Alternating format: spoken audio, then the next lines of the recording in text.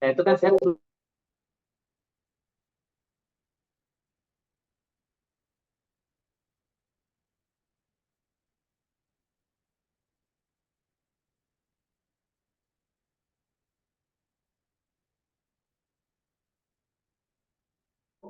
Cek satu dua.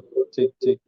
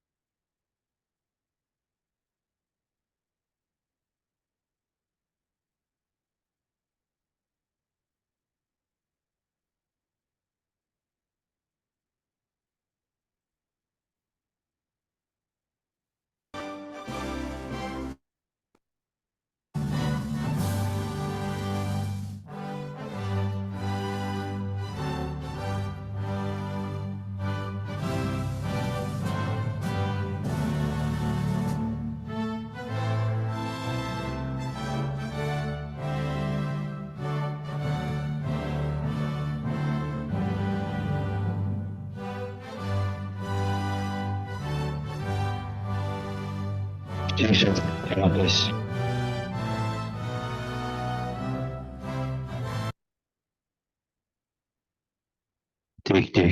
Tes.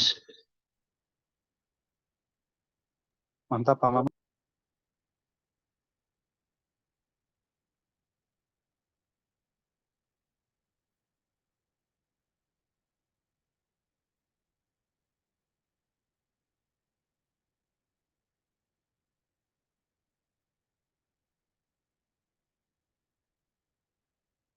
Tes. Nah, nah itu tuh. Kontokin aja kontokin.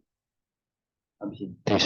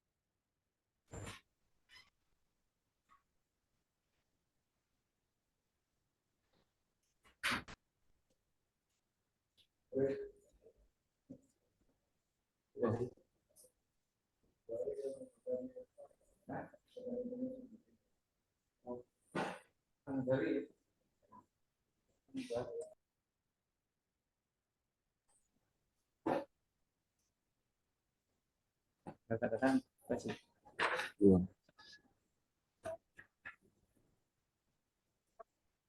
Yang butuh tanda tangan yang itu Hmm? sampel yang Bro, tak di Pawan po.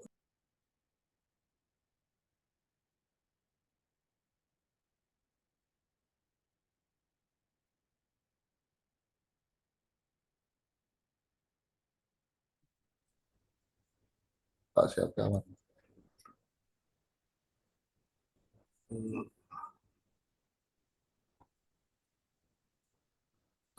Kayak dipoto nih mas, kayak dipoto nih tuh. tanda Foto nih ya. Oh kirim ke aku. Ih, gua andi takok kayak beli tadi. dia ngomong paling apa enggak berarti ngecapai kau berarti sing wetan kayak kau dia pun juga kan apa sing kepakai tok sak bentuk tanggalnya ya Kita ngecapai jero tok sih kita. dulu tok Belum gede era bini singa tuh kan. ya paling di dulu Kita jero tok. cuman mau tetep tak tukokno sapel Oh, maksudnya kira. dan kau sak nyandek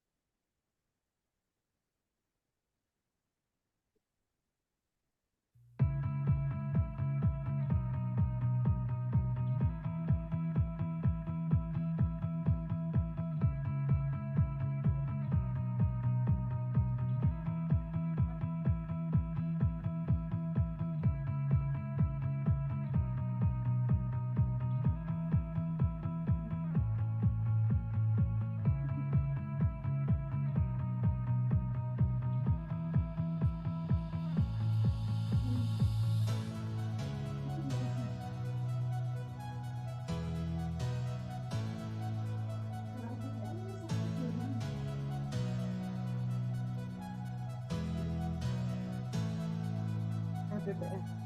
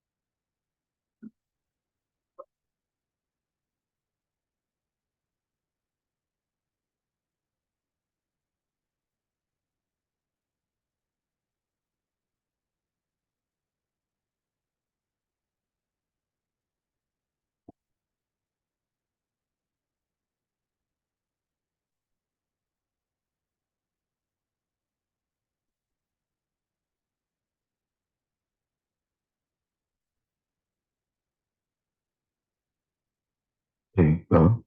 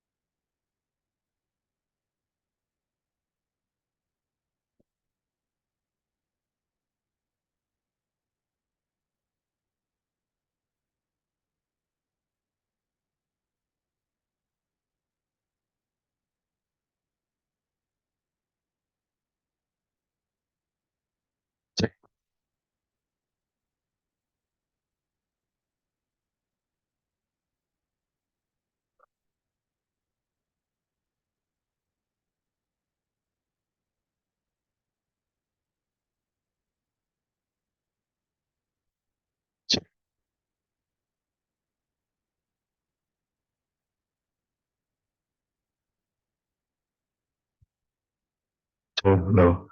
Selamat pagi, Bapak dan Ibu, para peserta. Selamat datang di eh, Badan Riset Inovasi Nasional kawasan Gatot Subroto. Bagi yang sudah hadir, kami mengingatkan untuk tidak lupa registrasi sebelum mengikuti acara ini. Dan bagi yang sudah hadir juga bisa mengisi tempat duduk di mulai baris kedua sampai ke belakang sambil menunggu para peserta yang lain akan hadir. Selanjutnya, sebelum acara dimulai juga bagi yang akan menikmati teh dan kopinya dipersilahkan sudah tersedia di depan, bisa dibawa ke tempat duduknya masing-masing. Terima kasih.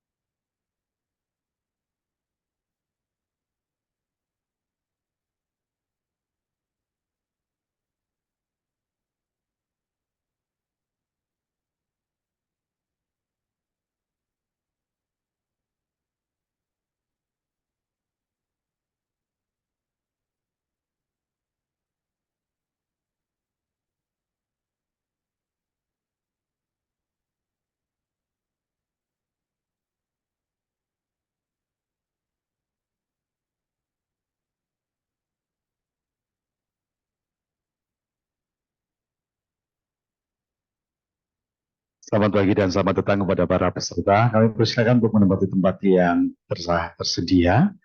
Mohon untuk dapat mengisi baris depan terlebih dahulu supaya rekan-rekan yang akan datang terakhir bisa mengisi di bagian belakang. Terima kasih.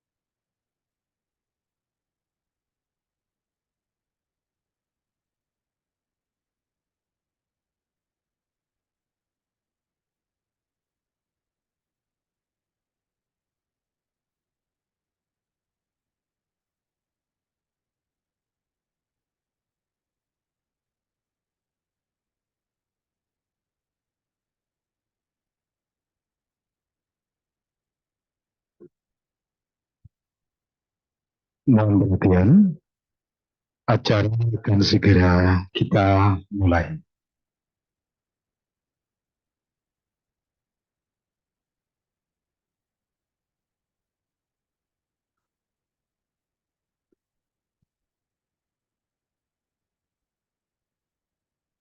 Very welcome to our participants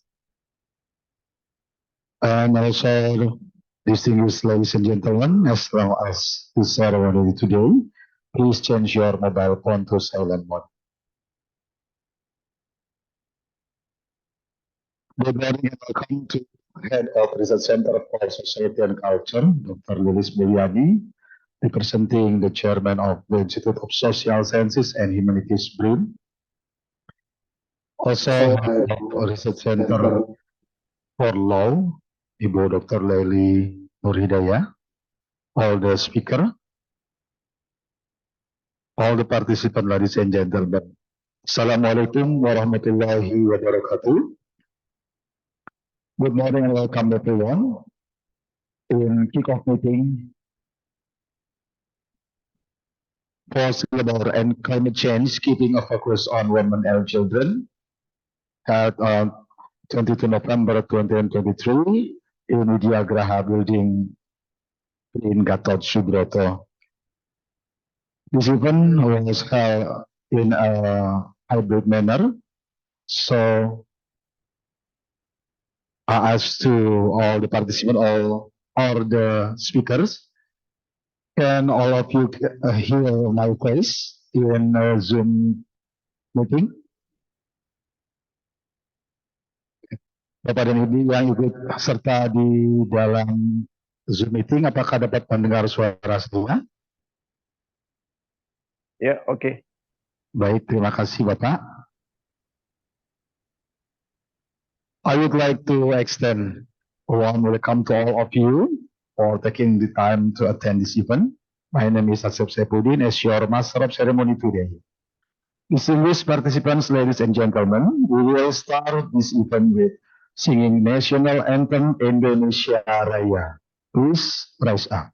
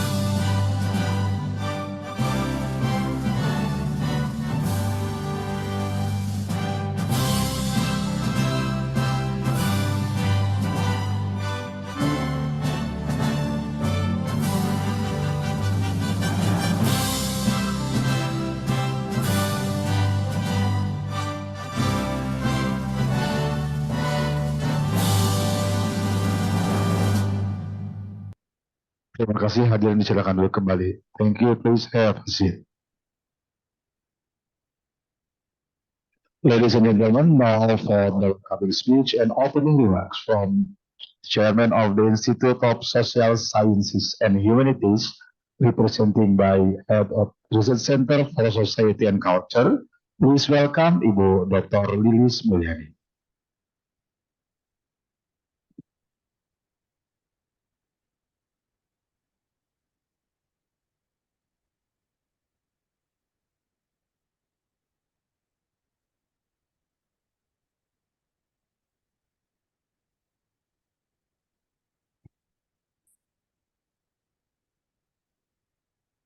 Assalamualaikum warahmatullahi wabarakatuh.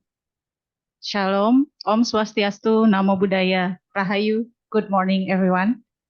I would like to extend my warmest welcome and regard to our esteemed hosts and guests, Dr. Laili Nur Hidayah, Head of Research Center for Law, Dr. Ami Yang of Griffith University, Professor Dr. Wiwandari Handayani of Diponegoro University, Dr. Trina Fizanti, Head of Research Center for Education, our distinguished discussant, Stefano Bresaola, Gita Yulianti Swandi, Tuti Alawiyah, Leni Rosalin, and Ibu Nur Aini.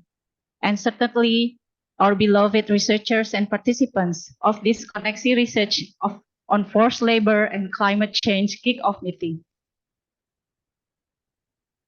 I'm honored to welcome you all on behalf of our Chairman of Institutes of Social Science and Humanities, BRIN, Professor Dr. Ahmad Najib Burhani, who is currently in China.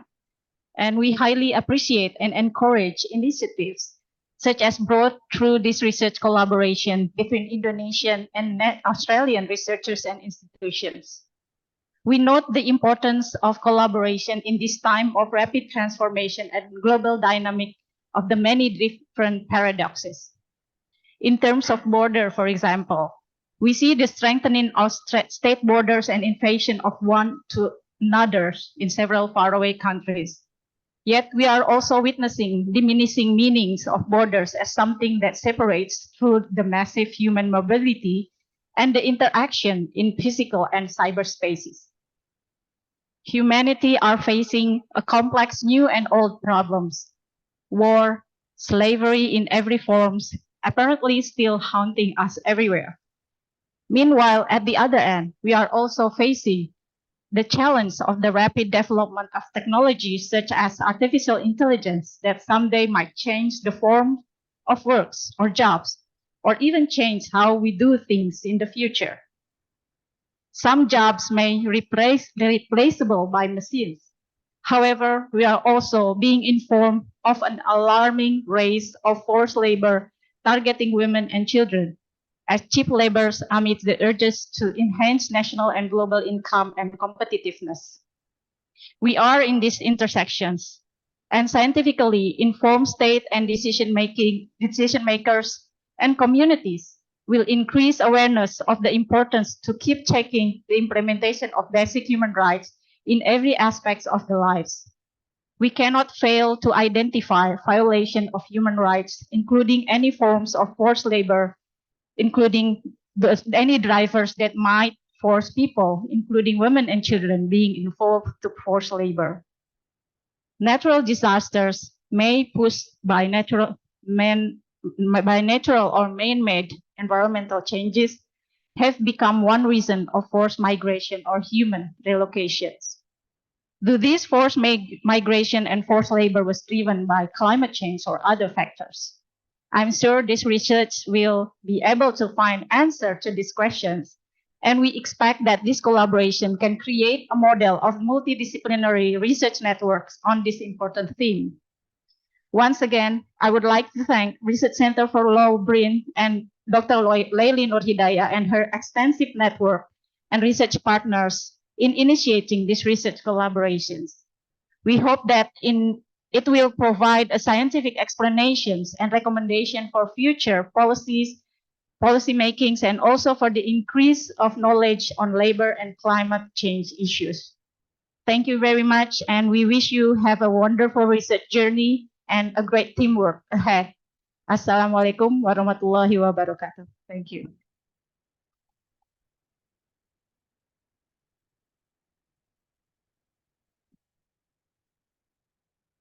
Terima kasih Bu Lilis.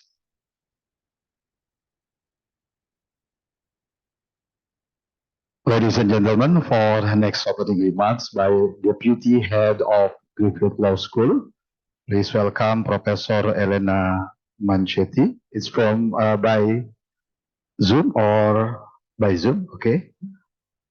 To Professor Elena Manchetti, please take your time. Thank you. Can I ask I'll share the slides somehow. Hmm. Oh, yeah.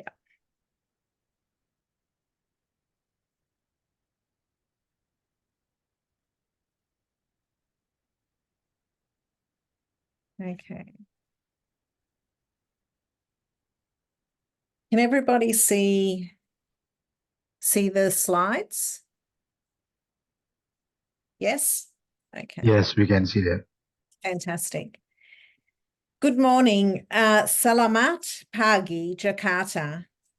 Dear Honourable Speaker from BRIN, UNDIP and BEPANAS, distinguished discussant from IOM, BNPB, RWI, Ministry of Women and Child Protection and Ministry of Environment and Forestry, distinguished participants from the representative of Indonesian ministry and agency at the national and local level, and all distinguished participants who are in attendance either in person at the venue or on Zoom. I would like to start by acknowledging the traditional owners of the lands upon which we are all meeting and pay my respects to elders past and present, and also extend that respect to all and any Aboriginal and Torres Strait Islander people who may be present today, and acknowledge the wonderful and rich culture that they bring to all of our lives. I am a co-lead of the Disrupting Violence Beacon and a professor of law at Griffith University. It is an honour to be speaking at this Kineski Kickoff Meeting event. On behalf of the Disrupting Violence Beacon, Griffith University, Australia, I would like to express our sincere appreciation and excitement to be partnering with two remarkable institutions in Indonesia, the Research Centre for Law of the National Research and Innovation Agency, BRIN, and the Department of Urban and Regional Planning, Diponegoro University, to conduct a collaborative research project funded by Kineski on forced labour and climate change, keeping a focus on women and children. As a short background, Kineski is the Australian government's flagship program in the knowledge and innovation sector in Indonesia. The Kineski program has been established for 5 years, from 2023 to 2027. In the first period of funding, Kineski has announced 38 knowledge partnerships between Indonesian and Australian organisations to research the priority area of environment and climate change. Of those 38 knowledge partnerships, Griffith University is involved in 4 projects, with one of the 4 led by the Disrupting Violence Beacon. The Disrupting Violence Beacon was established in 2022 as a strategic Griffith University research initiative to focus on understanding and responding to violence in all forms. The scope of the Disrupting Violence Beacon's work will include sustainable interdisciplinary collaborations, international partnerships, and projects that contribute to the transformation of how we respond to violence. There are 10 Disrupting Violence Beacon experts in gendered violence, child rights, and the social impacts of climate change who will be involved in this forced labour and climate change project. And I'd like to quickly acknowledge all of them. Well, and I'm hoping most of them are online. But so firstly, Professor Patrick O'Leary, and Patrick, I might get you to do a little wave. Who with me is a co-lead of the Disrupting Violence Beacon. As someone else mentioned, Dr. Amy Young is our lead researcher of the Kineski project, and she's attending in person at the venue. And also Mr. Yudi Wayu, who is also in person at the venue. We then have Dr. Anna Borges, who I might see if she can quickly say a hello. I saw her online before. Okay. I'm here. Hello. Dr. Fabi Dirawamadi, who I saw was online before. I'm here. Associate Professor Jennifer Bodie, who I saw was online before. Good morning. Professor Donna McAuliffe, who I know is online as well. Yes, hello everybody. And then I'm not sure if Professor Sarah Davies and Professor Sue Harris-Rimmer are both there, but they're also involved. So I don't think they were able to join us. We are certain that this collaborative research project will result in mutual benefits for Indonesia and Australia. We believe that the project will contribute to addressing the intersection of climate change impacts and economic and social, and also address economic and social inequality. Through collaborative high-quality research, we will generate data that will contribute to an evidence-based policy-making process to achieve better conditions for the Indonesian community, especially for women and children who are differentially impacted during the process of climate change-induced migration. So just to end, I am going to recite a very short poem in Indonesian. I will then read out the translation in English. Sorry, these are the photos. So in case I get it completely wrong, the words are there, but I will try my best, so bear with me. Jus jera wodel so semanga terasa segar kalau diminum besana. Janganlah malu undo bertanya agar riset ini bisa berguna untuk kita semua. So I hope I did okay. What that means in English is orange juice with carrot and watermelon, feeling fresh when we drink it together. Please don't hesitate to ask questions so this research can be a benefit to everyone. Terima kasih. Thank you.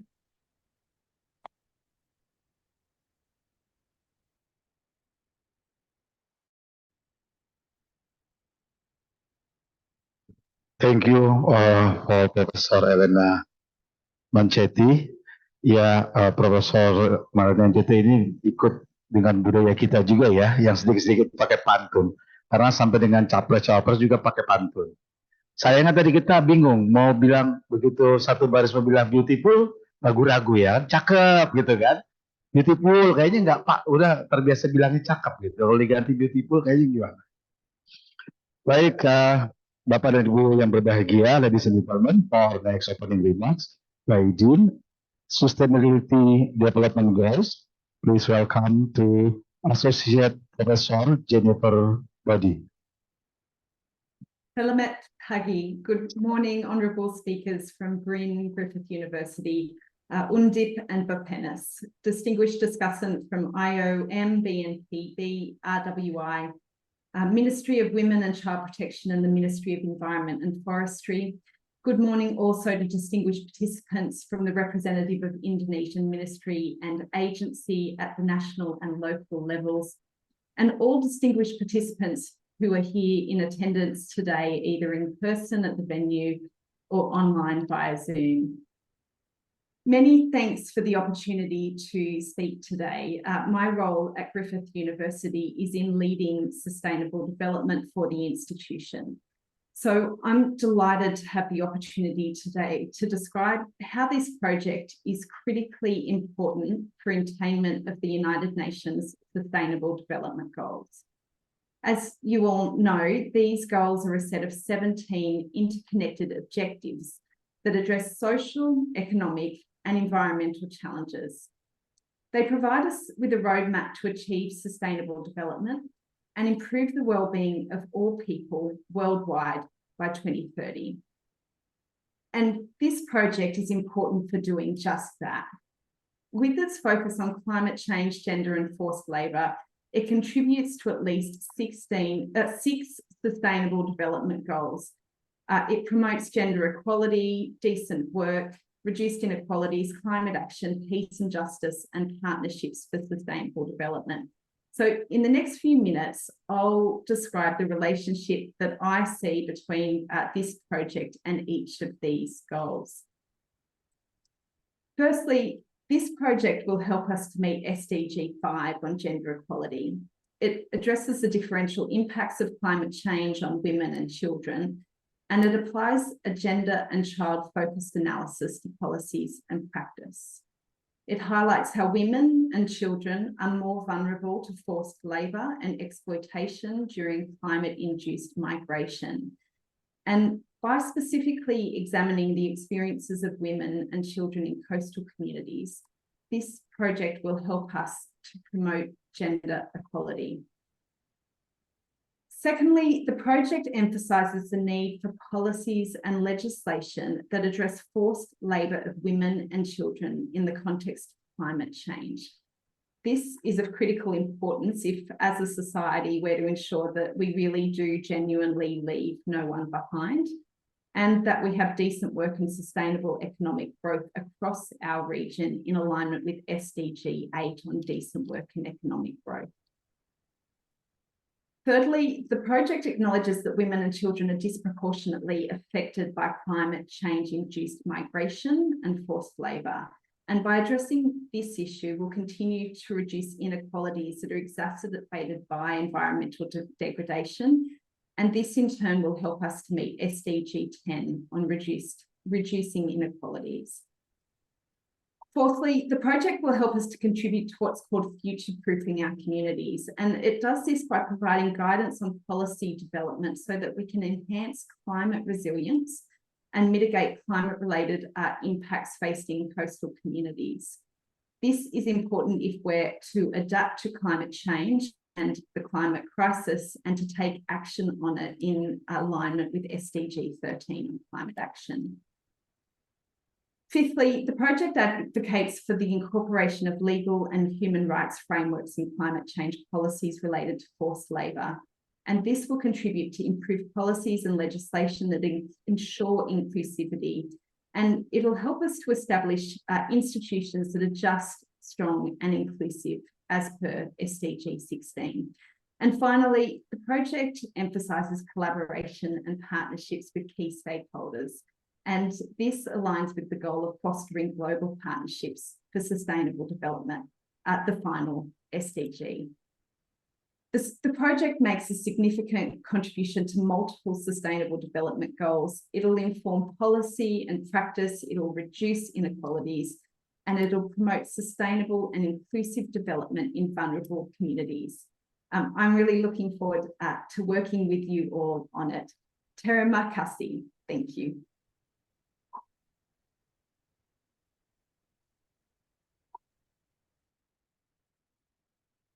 Thank you to Profesor Jennifer Body. Bapak dan Ibu sekalian, untuk sambutan yang selanjutnya dari Universitas Diponegoro adalah opening remarks by Dean of Faculty of Engineering Diponegoro University. Please welcome Profesor Insinyur M. Agung Wibowo, MM, MSc, PhD.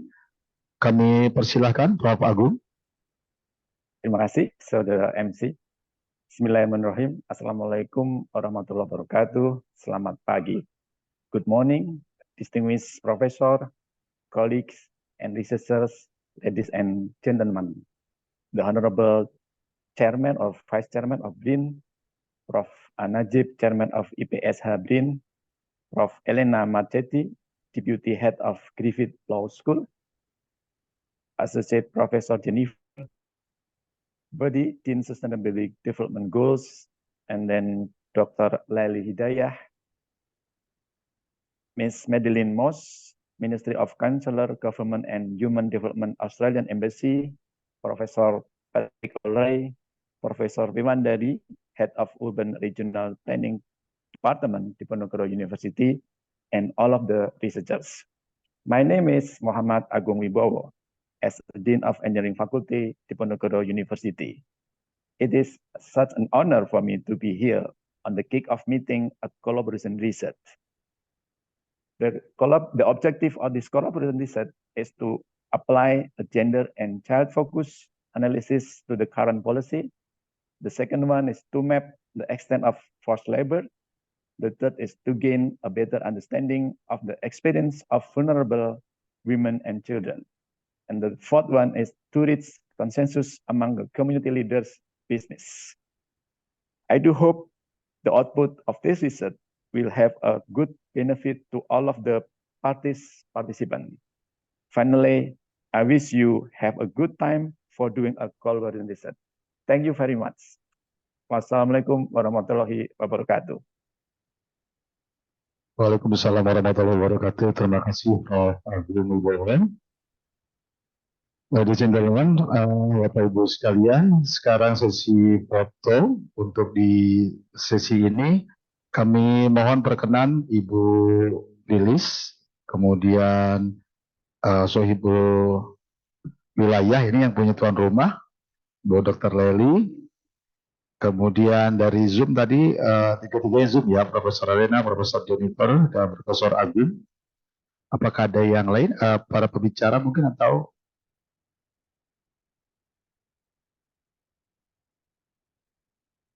gimana? Di sini foto yang tadi sambutan dulu Bu, cerita-ceritanya. Tapi kalau mungkin dengan semua pembicara yang hadir mau dipoto dulu, kami persilahkan di depan dulu. Setelah itu mungkin kita supaya rame-rame ke bawah bisa menghadap ke depan. Dari BNPB, mungkin dari Bappenas, dari KLH.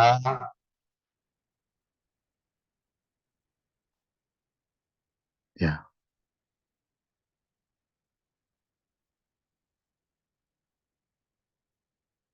Mas Robi, diatur Mas. Iya. Kita memang harus terbiasa difoto ya, karena barang siapa yang tidak mau difoto tidak ada dalam sejarah.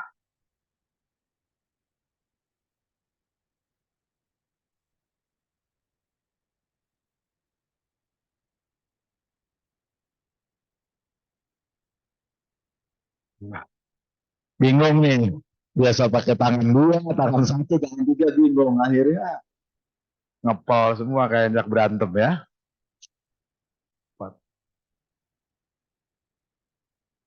Ya, terima kasih. Mau menghadap ke sana? Iya. Pindah sebelah sini Mas Rupi dari atas Mas.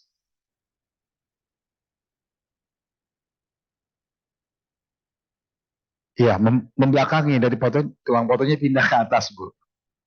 Yang lain silakan berdiri, para peserta silakan berdiri bersama-sama dengan para pembicara.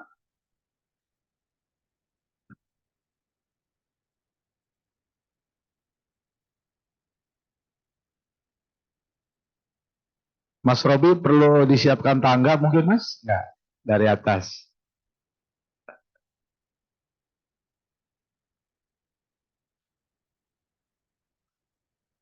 Ya tepuk tangan dulu untuk kita semua biar semangat.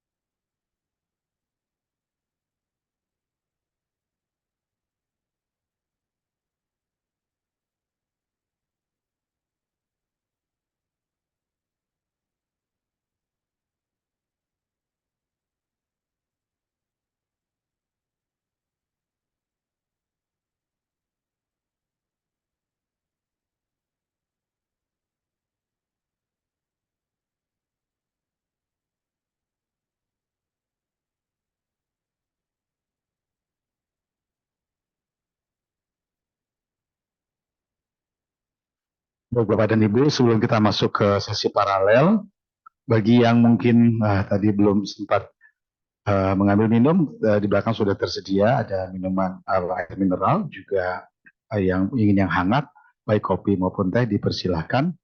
Karena nanti biasanya kalau udah paralel, yang namanya paralel kan jalan terus begitu.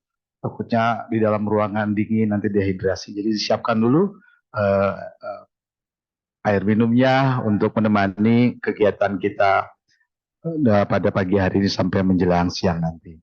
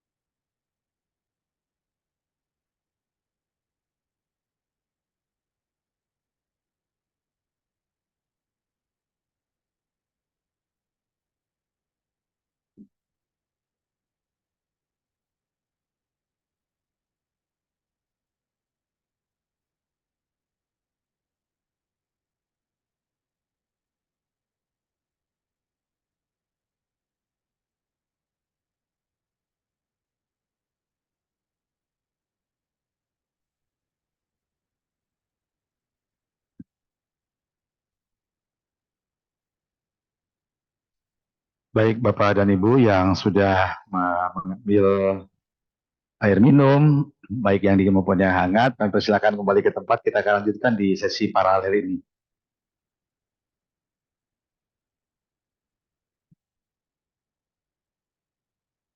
Di dalam sesi paralel ini nanti akan diikuti dari BRIN, kemudian dari Bappenas, mungkin dari beberapa kementerian dan lembaga yang akan ikut berbicara pada pagi hari ini. Ladies and gentlemen, and now for parallel session and for the first session from Directorate of the Environmental Affairs, Ministry of National Development Planning atau Bappenas. Please welcome Ibu Ana Amalia, tapi sebelumnya kita panggilkan dulu moderator yang akan memimpin acara paralel sesi ini, yaitu Pak Nawawi, MA PhD, Kapus Kependudukan, Kapus Riset Kependudukan. Kami persilakan Bapak.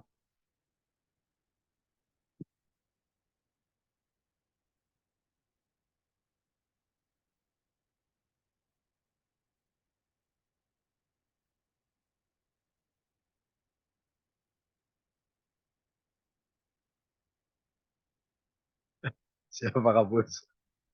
Di tengah Pak Kapus.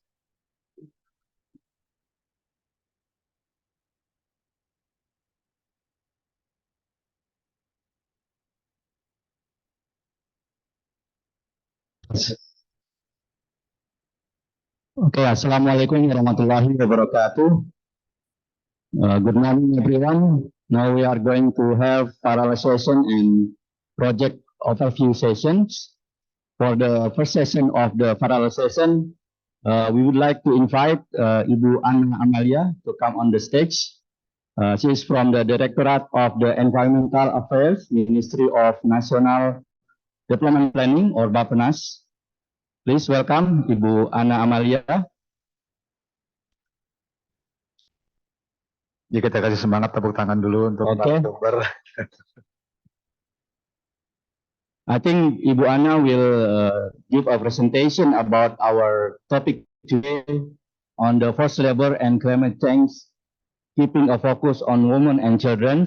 Why this topic significantly important to us, including for the team that will conduct the research under the Koneksi program. Ibu Ana, you have 15 minutes for the presentations, and then after your presentation, we'll be continuing with the project overview by several speakers. So I do hope that you can stay here until the end of the session, Bu Ana. Okay, Bu Ana, 15 minutes for your presentation.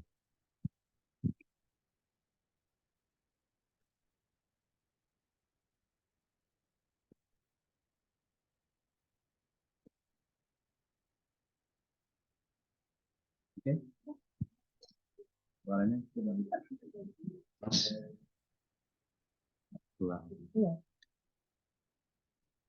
Oke. Iya kan? Nggak apa-apa, Pak. Baik, Bismillahirrahmanirrahim. Assalamualaikum warahmatullahi wabarakatuh. Shalom, nama budaya, salam kebajikan and good morning to all of you. The Honorable Dr. Ismiani, selamat pagi Ibu Chairman of IPSMA, Green, Profesor Elena Marchuti, Deputy Head of Griffith, Associate Professor Jennifer Body, Dean of SDGs, Professor Muhammad Agung Wibowo, Dean of Faculty of Engineering, University of Diponegoro. Selamat pagi Pak. Actually, I was graduate from Diponegoro University as well. Long time ago. Very good to all of you. Research project team from Green Undip University, and also distinguished ladies and gentlemen. My name is Anya. I'm from Directorate of Environment. Greeting from Pak Nabil, our director. Unfortunately, he cannot come for this very important meeting, as he is not right now in another jury in Korea. I would like to greeting to all of you, and I think this is very important and yet and very I think it's very good opportunity to us to gather here for a kick-off meeting, or I think this is a collaborative research in forced labor and climate change, giving a focus on women and children.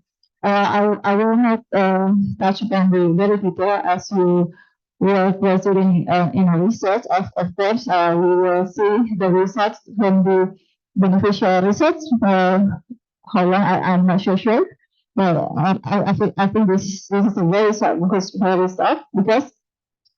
will see because in Indonesia we will face climate change as one of the part of triple planetary crisis. Maybe we will proceed to the next slide. Yes, Indonesia, one of the countries of the global, we will share the impact of the climate change. As we see, right now we are facing the climate change issue as part of the planetary crisis.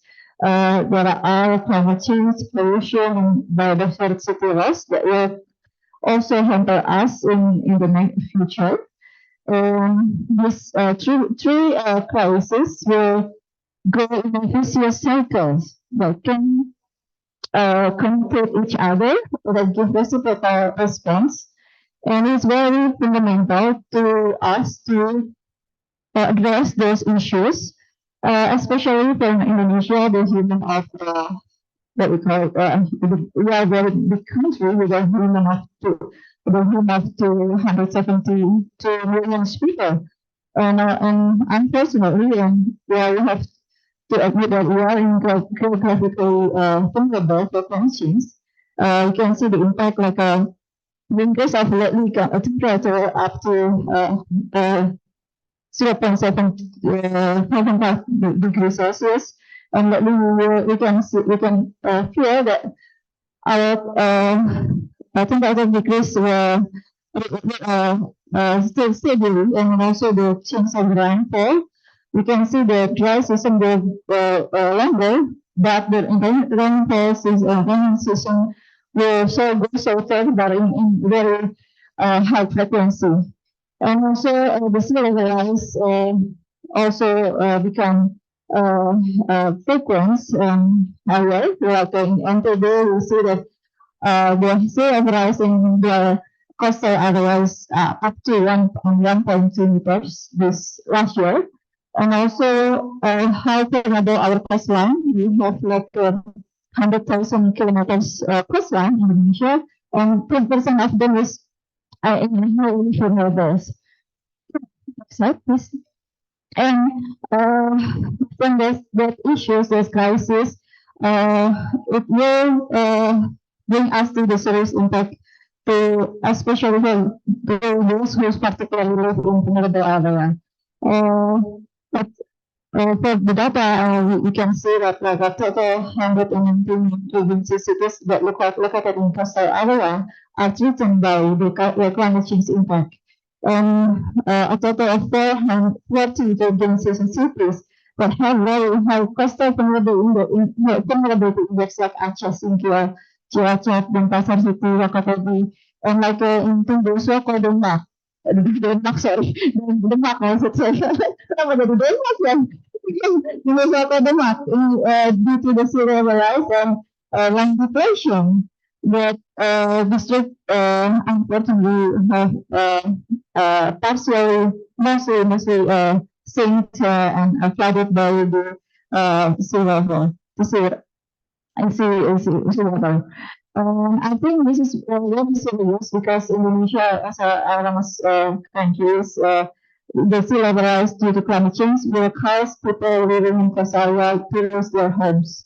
We can calculate how much the cost, the impact, if we are not treating it, we address it very accordingly in sustainable manners. Young Bapenas also try to review and also have a study on how far, to what extent the migration will happen in the very near future, and what are the area will impacted on the climate change, and what is the scenario and policy needed to be implemented in the near future. And if we overlay of the vulnerability area and the people who live in it, we can see that the distribution of people who live in vulnerable area will suffer more on how they can access on their needs, on how they trapped on the area insufficient living. And also, this is why the poverty alleviation programs are there to minimize the risk and the burden to their lives. Next slide, please. And also, we touch upon the next impact of how we can, after the migration, the climate change also exacerbate the violence against women and children. And also the first order as one of the impact of migration due to the impact and also because of the population and poverty. And first, with migration, we are preparation for migration with the population in terms of social structure and also economic program and also environmental and ecological program will likely happen and also suffer the condition. The data from National Center for Asylum so that I gathered lately that first we can see from a national level, I'm not so sure about it, but for the child labor, we can see there are still number of child labor in Indonesia. Data from 2022, we see that 3.7% of total children in the age of 10 to 14 are in condition of the forced to the labor due to all of the complex issue of the social issues because of the economic issue, and also I think it also will be because of the risk of the climate change, and also about the human trafficking in child slavery. And in the left side, we can see that global data. We see that the scope and scale of forced labor also still happen there. About 73 million people experience forced labor exploitation in the private sectors, and also 6.3 million people endure forced commercial sexual exploitation, and also 4 million people live in forced labor in by state authorities. And I think the climate change also has more severe impact on women and children in terms of it. Next slide, please. And also another effect of climate change in women and children, as they are also a part of vulnerable groups of climate change. There are four, I think there are four vulnerable groups of climate change. One is women, children, and also dependently with nature, and the marginalized group who has differently difficulty in accessing the basic needs. I think that's why Indonesia also, in terms of climate change, we are respond to through the how we can reduce the emission of greenhouse gas emission reduction in terms of how we can do the development, low carbon development, but also we will focus on climate resilience development. The basic principle we applied on it is like we focus on being inclusive at all levels of society and focus on priority sectors and active involvement of all stakeholders. Next slide, please. Ladies and gentlemen, we are in our current national development plan. We already incorporate the climate change action including climate change, climate resilience development as one of the national priority agenda of the development. If you see, it is part of national priority of number 6, building of environment, improving disaster resilience and climate change. The program for priority program of improving climate resilience development. We would like to reduce the emission, the loss of economic potential economic loss in 2024 due to climate change impact or disaster climate disaster from potentially 544 trillion rupiah to 262.9 trillion rupiah. And current status right now, we are still in 50% of achieving its targets, so we still have still a lot of homework to do. In the next national long-term development plan for RPJMN 2025-2045, we also put a stress on the line of the climate resilience strategy to strengthen not only the focus on adaptation, but also how we can strengthen our society, our sectors, to be able to bounce back after the impact of the disruption of the climate change.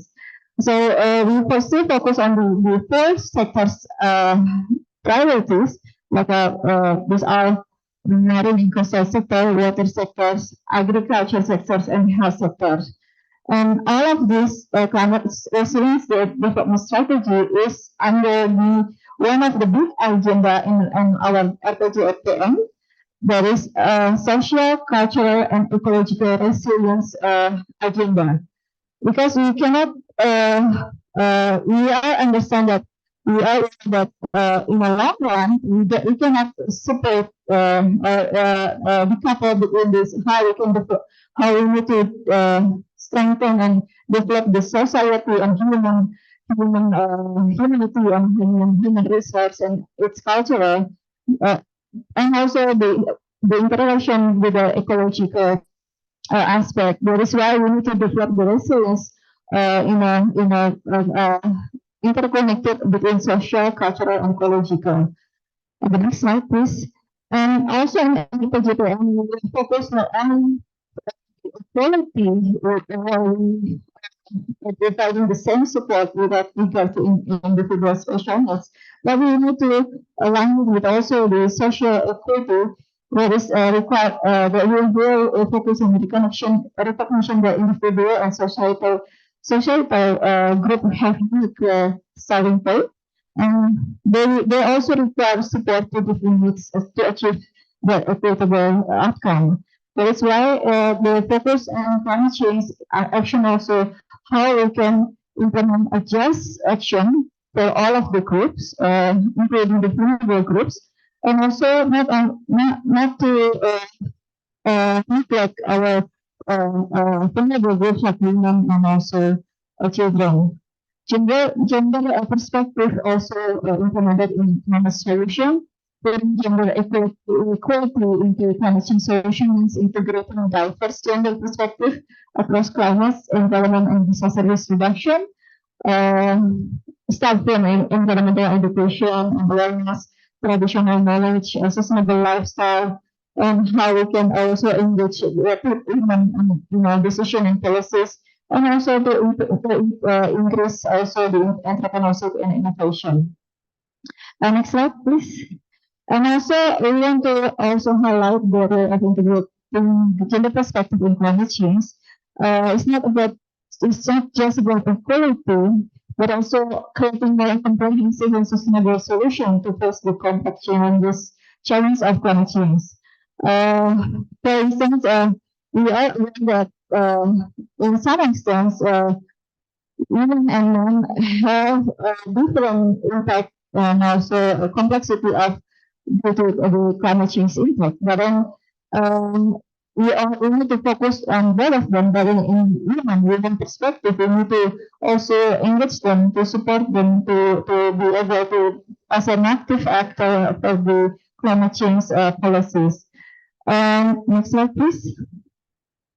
And for the climate resilience development, one of the development program of social cultural ecological resilience, as I mentioned before, that is focus on how we can increase the sustainability and also the resiliency of the four sectors.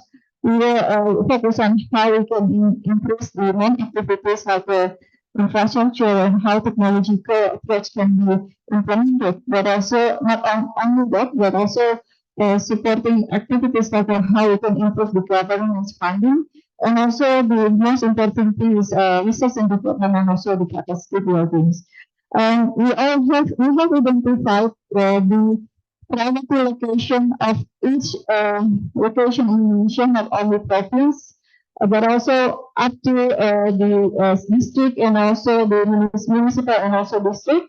We have segregate which one belong to which area belongs to the super area, supra priority, top priority, and priority in those four sectors. We can also if we want to see for instance, what is the status of our province, like in Banten or in other Jogja and something? What is the priority area to be implemented for the climate resilience? You can download or see from our website and RCBI. That's Indonesia.go.id. And to conclude, I think we would like to underline that Indonesia will focus on how we can synergize between development and also the climate response in terms of we want to achieve our long-term development goals to be developed, and sustainable cities. That is why we need to focus on synergies with economic growth and also how we can also reduce the greenhouse gas emission intensity. In do so, I think the collaborative research like that we will conduct right now, start from now, I think it is very good opportunity to strengthen in that area that we will focus on also for the forced labor and climate change, right? And how we can focus in women and children. I think addressing climate change also requires understanding that this is not only environmental issue, but this is development issues, and we have complex interaction between human and nature. So in terms of we address it, we need to do with a multidisciplinary approach based on also gender equality and justice. And also the integrated and collaborative action in climate resilience development, both at the national and regional level, can increase the resilience during negative impact of climate change. We would like to also see the climate resilience development to be elaborated concretely in our next medium-term development plan. Right now, we already have the final draft of RPJMN 20 years plan. But we are also preparing, right now we're still preparing, starting preparing of our first 5 years of medium-term development plan, 2025, 2029. That is why a concrete and detailed plan to be implemented, and not only in macro level, but how we can ensure the climate change mitigation and adaptation is inclusively and fairly and sustainably conducted. I think that's all from me. Thank you very much. Assalamualaikum warahmatullahi wabarakatuh.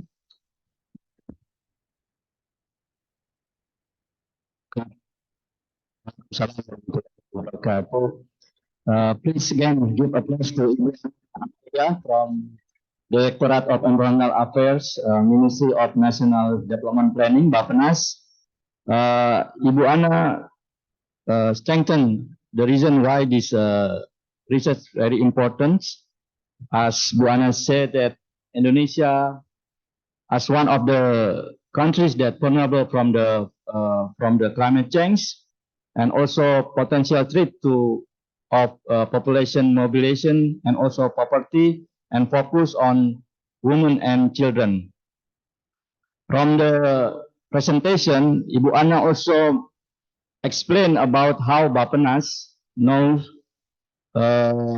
mitigating some policy that's to reduce climate resilient development policy, which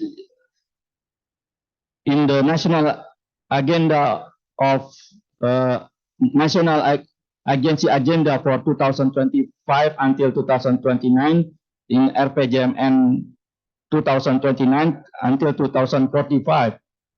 Ibu Ana also mentioned about the concept of social equality to understand about the impact of climate change to women, children, and all gender equality in climate change solutions, and also gender integration in the climate change actions, which is there are 7 actions that be concern of the Bappenas, and the priority sector within the group of climate change resilient agenda, with the super priorities such as marine and coastal area, water sector, agriculture, and health sector. I think what Ibu Ana already mentioned or presented in terms of the policy that regulated by the Bappenas can be one of the important aspect for this team to refer. I mean to explain more using the research that will be conducted by this team. So now I would like to invite the team of this research projects. We have 3 speakers from the team for the project overview. One is Dr. Laili Nurhidayah from the Research Center of Law, BRIN. She will present the project rationale and team introduction, and then followed by Professor Dr. Yuwandari Handayani from Undip. She will present about project management and team introduction as well. And then Dr. Ami Adel Young from Griffith University will present about project summary and team introduction. Please give applause for the 3 speakers for the project overview. I would like to invite all to come to the stage.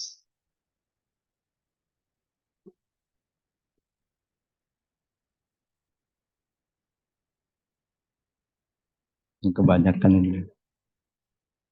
Iya, I'm the only man here.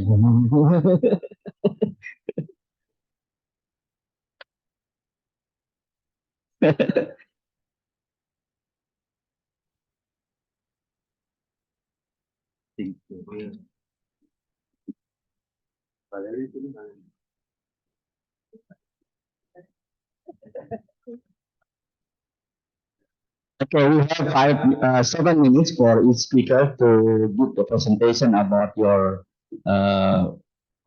because you already divided the presentation from project rationale, project management, and project summary from each of the presenters. Now I'd like to invite Dr. Laili Nurhidayah.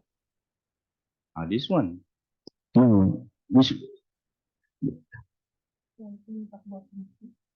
so okay, thanks. So I'd like to invite first Dr. Ami Adel Yong from Griffith University to give presentation about the rationale or introduction about the Koneksi program. Okay, Dr. Ami. You can stand, you can sit. I'll sit for this. Thank you. I'm just going to start with a brief introduction about Koneksi and our team before handing over to Ibu Laili. So Koneksi, the Koneksi funding scheme was created to create collaboration and connection between Indonesian universities and Australian research partners as well. And the idea is that it kind of mimics the growth of a tree.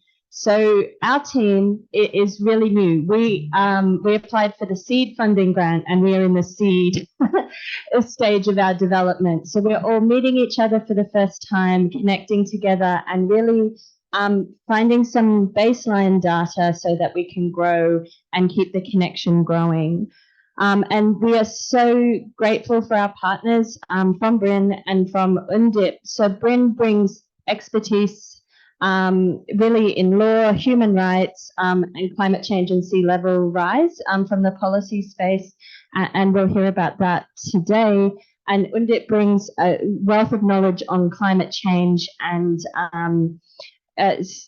connections with our NGO partners who are here with us today as well in Petira and QB. And Griffith, our role in the team is really one of listening and learning about the Indonesian policy and cultural context. But our expertise, I guess, is in gender-based violence and child rights. So together we will all grow like a seed, and we're hoping that the connections will spread across the project that we'll explain to you today. Okay, thank you, Dr. Ami, for the introduction of the Koneksi program. As mentioned by Dr. Amy, one of the goals of this project actually international collaboration between Griffith University, UNDIP, and also BRIN to conduct research about the climate change and the impact to the women and the children. As also mentioned by our previous speaker from the welcoming speech, the analysis of gender equality and also protection from women and children from the climate change is significantly critical, especially if we want to have mitigation and also policy resilience to cover this impact of the women and children. I think now we can move to our project interview. First, Dr. Laili Nurhidayah will give speech about the project rationale about these research projects under the sponsor of the Koneksi. Have 7 minutes, Bu Laili, for your presentation. Thank you, Pak Nawawi. Assalamualaikum warahmatullahi wabarakatuh. Good morning, everyone. It is a very pleasure to have you to attend our kickoff meeting, Koneksi, post-labor and climate change, keeping a focus of women and children. So this research project, Koneksi, is a collaboration between Griffith as a team leader for this Koneksi, and then me, Research Center for Law, and also UNDIP, Bu Wiwi. So we together have like complement each other. For BRIN, Research Center for Law, actually we are focusing on law and also policy regulation. We assessing how whether our policy and then legislation are adequate in addressing the issue of post-labor climate change and also migration. So next slide, please. So for the background, that we know that Indonesia is very vulnerable to sea level rise, especially the northern coastal of Java. We know that Rob, we call it Rob, is occur in DKI Jakarta, Pekalongan, Semarang, and Demak. So we choose of these four case study for our research because of these cities are vulnerable to the threat of sea level rise. We also know that people are also impacted by climate change, and it is more vulnerable to forced migration, human trafficking, and also forced labor. This is because they lost their land and also they lost their property. So they could not find any other place to go instead of finding some other livelihood. For example, they go for to seek the job at the industry. So just like kerja serabutan gitu. Jadi so they look for the labor in someone in other place. But this is not actually their skill to do that job. Actually, when I did the research in Sri Wulan Bedono, it's mentioned that they forced to do the shifting job from, for example, agriculture. They are a farmer shifting to the labor. So there's many like shifting livelihood because of this sea level rise. So there should be the government that need to strengthen legal protection and also step up enforcement effort for the companies. Also, they need to do a more intensive due diligence.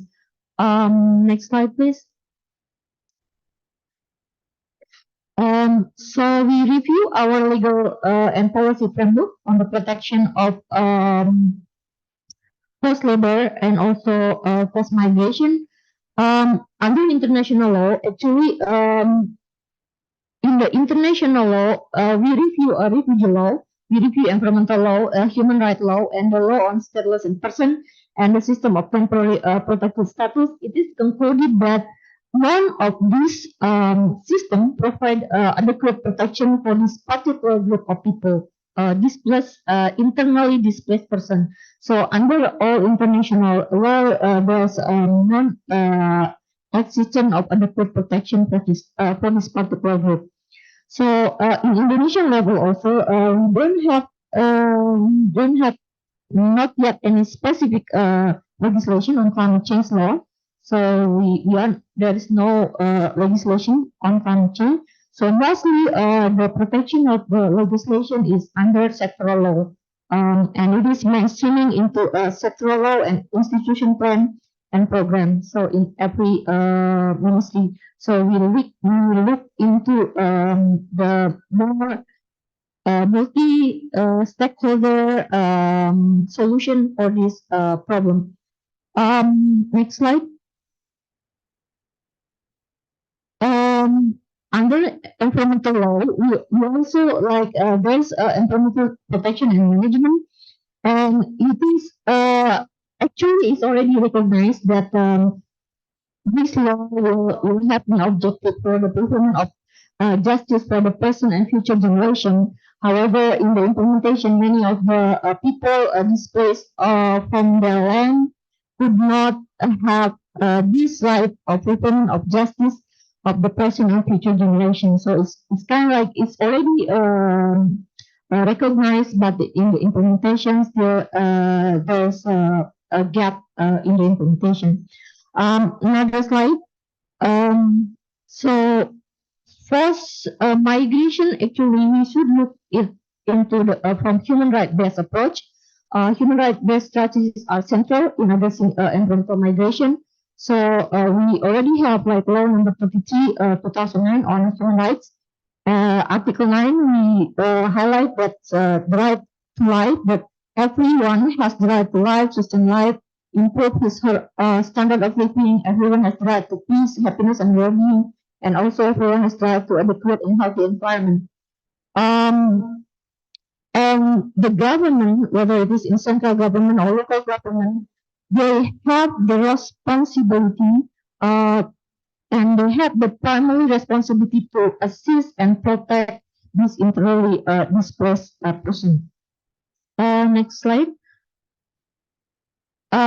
So under under environmental, we look to the section of environmental forced migration. Actually, we have a disaster management law, law number 24/2007.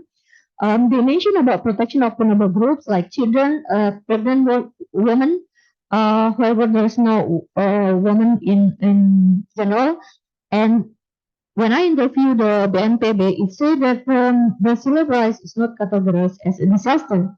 So I really don't know whether this is wrong or right or wrong, because they say that this kind of sea level rise has like a repetitive action and slow onset hazard.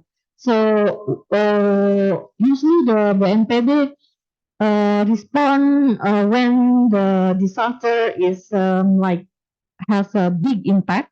If it is like every day-to-day basis, like the local people doesn't get help for this kind of this repetitive and slow onset hazard. In addition, that internally displaced person, actually there is a regulation on how the in this regulation mention about how to protect the internally displaced person, pengungsi, but then it is only temporarily, and the solution is rehabilitation in the areas for disaster.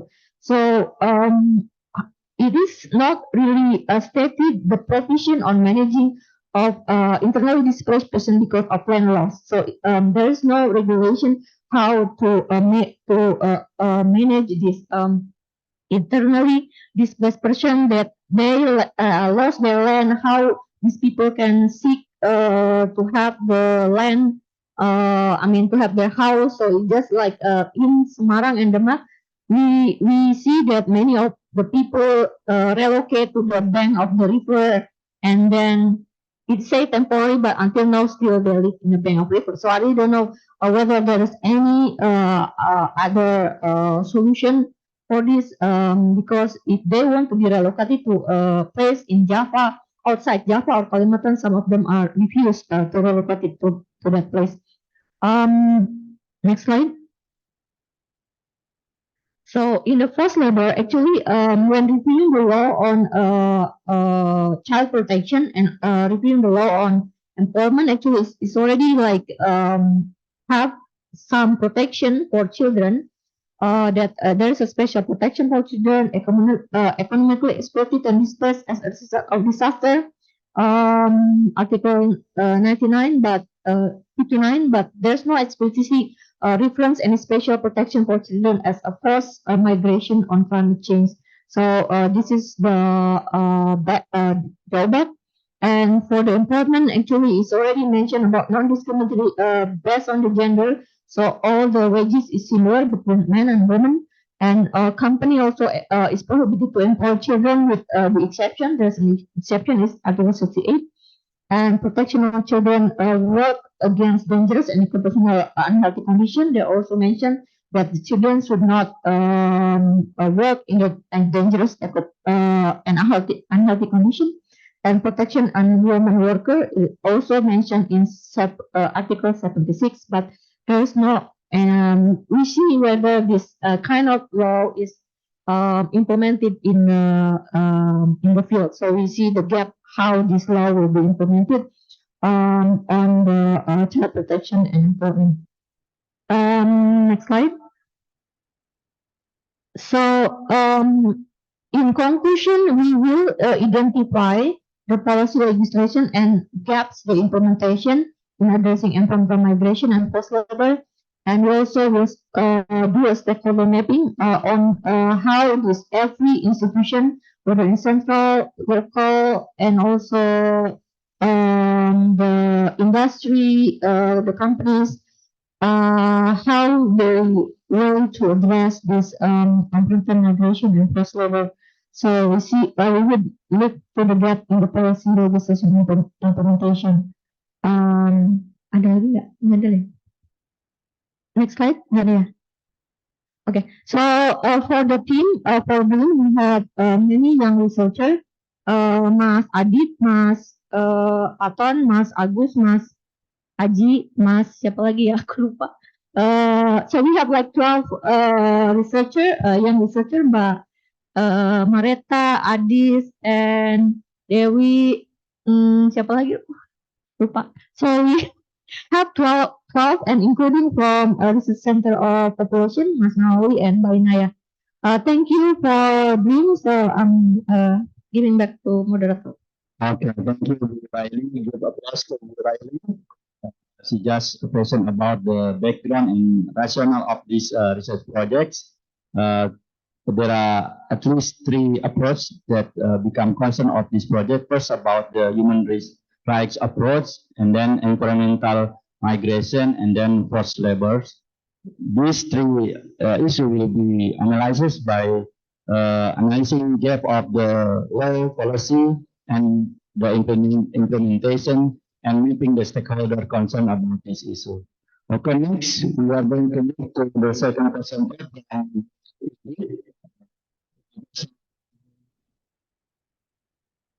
Professor, to present about how the project will be managed by the team.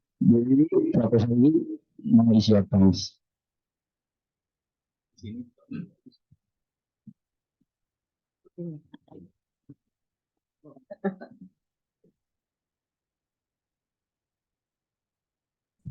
Thank you, Mr. Moderator. Assalamualaikum warahmatullahi wabarakatuh.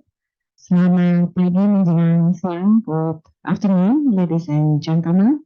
The honorable organizer, Bu Lilis, the moderator, Panel, Bu Lily, and all the dignitary, our partner from Griffith, Bu Amy, our invited speakers, Anna, nice to know that you graduated also from and also other speakers, invited speakers, we have Dr. from LWE, Bu Gita from the and others. Also, I cannot appoint one by one. It's really happy that we finally come to this stage and we can do the kick-off.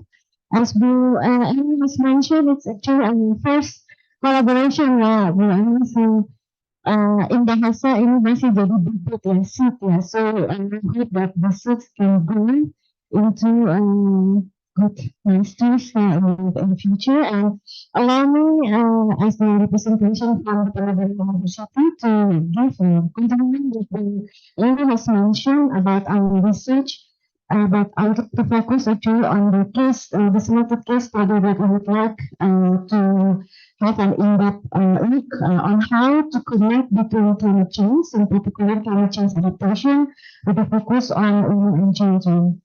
Next, please. Yeah. Next. Yeah, I think Bu Anna and also some others has mentioned a lot how actually climate change becomes more and more important in our development, and this is also a reason why the issue or the topic of climate change become more and more multidisciplinary. I personally come from an original department, and now in recent years I work more and more with researchers and institutions from different backgrounds. So as now it's really interesting for me actually to work together with research focuses on law and also from violence and from sociology, showing that actually to address climate change phenomenon, we cannot work in our own knowledge with our own discipline, and we have to be open-minded and see it as a comprehensive approach, as already mentioned by Bu Anna. So in the morning that the policy or the government policy also try to see it in comprehensive and next please. From this slide, I just want to again bit more emphasize on how importance of the topic, in addition to the issues of organizations in Indonesia, mostly in North Inclusive Java, but it's also a reason why we focus in 4 selected areas in our research in Semarang, Pekalongan, Demak, and Jakarta, of course, because these 4 sites, at different level, experience quite significant urbanization, at the same time face a lot of environmental issues, and directly and indirectly influence to the vulnerability, including the vulnerability of the people, as we can to see it in depth in more different aspects, including the social, we talk about women, first level, children, and so on. Next, please.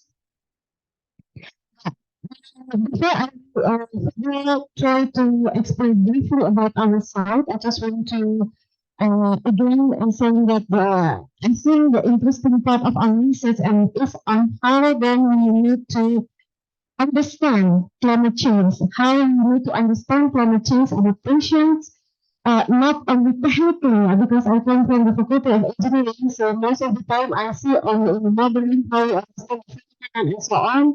But now we need to combine in the socialization, how the policy and how in the end, with this mixed understanding, we can see we can propose something new and understand climate change from a better lens. Next, please. As William was mentioned, we have some aims and objectives, mostly how we try to understand, apply gender and child focus analysis and how we map the extent of rights children amongst women and children. In our case study only, hoping that we can gain a better understanding of experience and way at the end to reach a kind of consensus amongst community leaders, business leaders, and policymakers on ways to address forced labor in their communities related to also part of the climate change adaptation initiative. Next, please. Yeah, I will be until the time until lecture, so it's not really a long first initial research project. We plan the place survey between this week. Yesterday we already visited a site in Muara Angke, and tomorrow we will go to Pekalongan, dan Semarang, dan Demak. And we hope that we can do more in that, distributing the questionnaires in that interview sometimes in January next year. And we'll do the roundtable sometimes in April, maybe later on, and anyway, further explains about the way we will conduct all these survey and try to have a primary data collection for this research. Next, please. Yeah. And for this the research, are aim to have at least 100 respondents in each site and 20 respondents for the interview. So more or less we expect to have 500 because we will have 4 case study in 4 different locations. And the slide explains how we try to catch or to have a criteria for our respondent, ranging from the experiences, how the surfing, the substandard working condition, then how they exposed to filtering and so on, and also how they need to face the limitation to access some basic facilities. So based on this common general criteria, we try to find the right respondent for the questionnaires and also for the interview. And later on, after we collect and do some initial analysis, we try to plan to explain and then further discuss during our long today, sometimes next April 2024 as planned, hopefully. Next, yeah.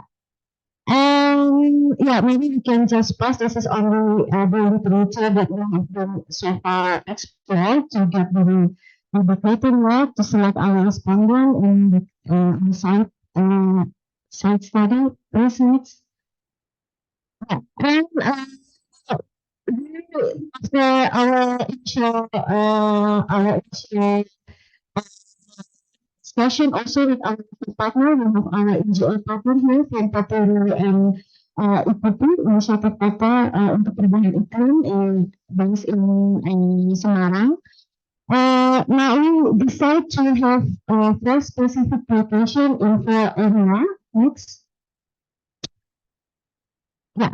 Then also there's some justification other than the criteria for the study. We have also some justification to select the particular case study should be induced prone to climate induced disaster, of course. Threatened by the communities live there should be threatened by the climate change, depend on coastal resources for their livelihood. Most of them include the majority of women and children, as part of the livelihood in the area. And based on those general criteria that we select, next please. Yeah, the first one for DKI Jakarta, we plan to focus on Muara Angke, and before I try to explain further on topic like this, we already welcome if you have some inputs on how to choose our case study later on actually. The first case study is Muara Angke, Kampung Muara Angke, known as the fisherman village, which the majority of the communities working in the fishing sectors. And as long as you know, as you also visited the area yesterday, it's quite interesting to see how women actually they involved in such working experience related to the fish sectors.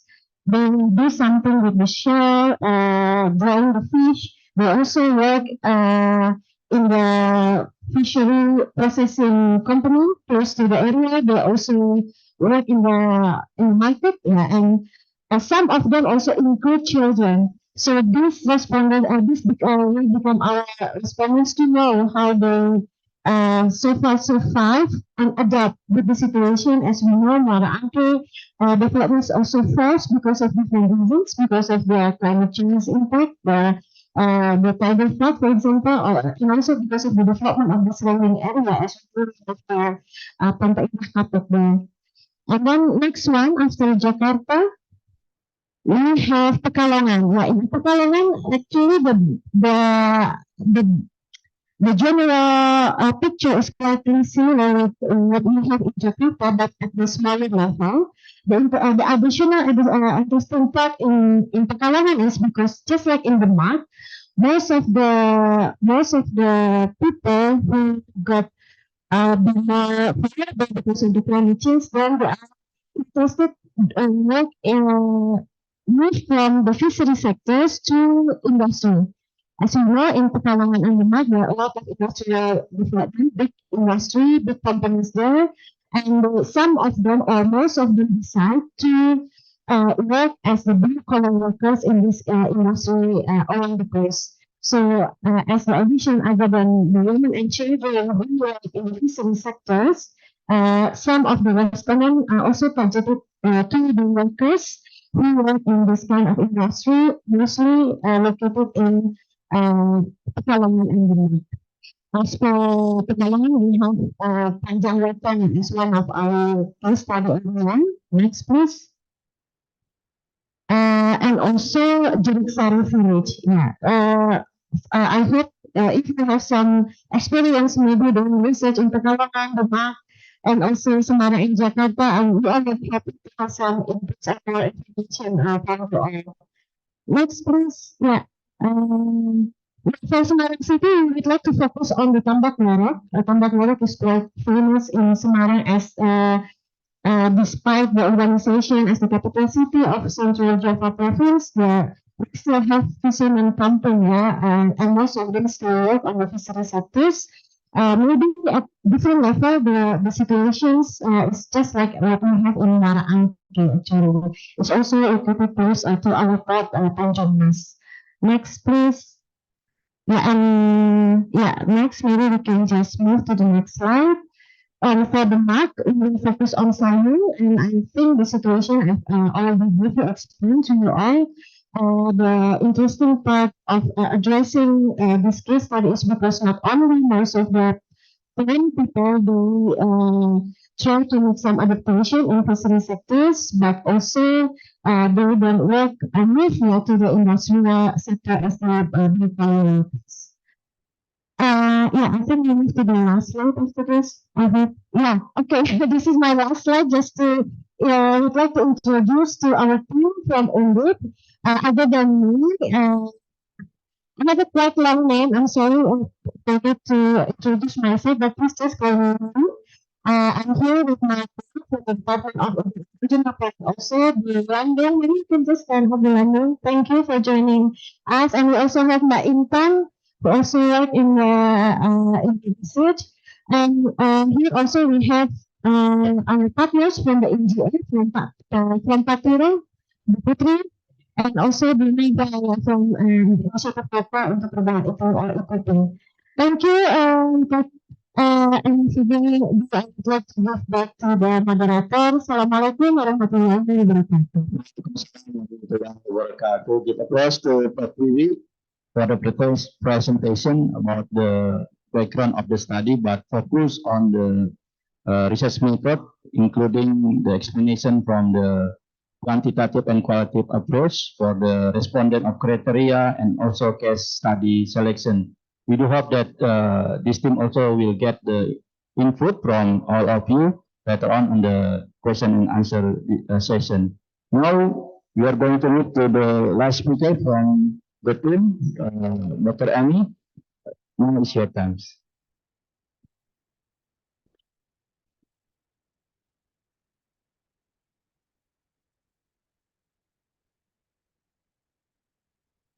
Hi, thank you everyone.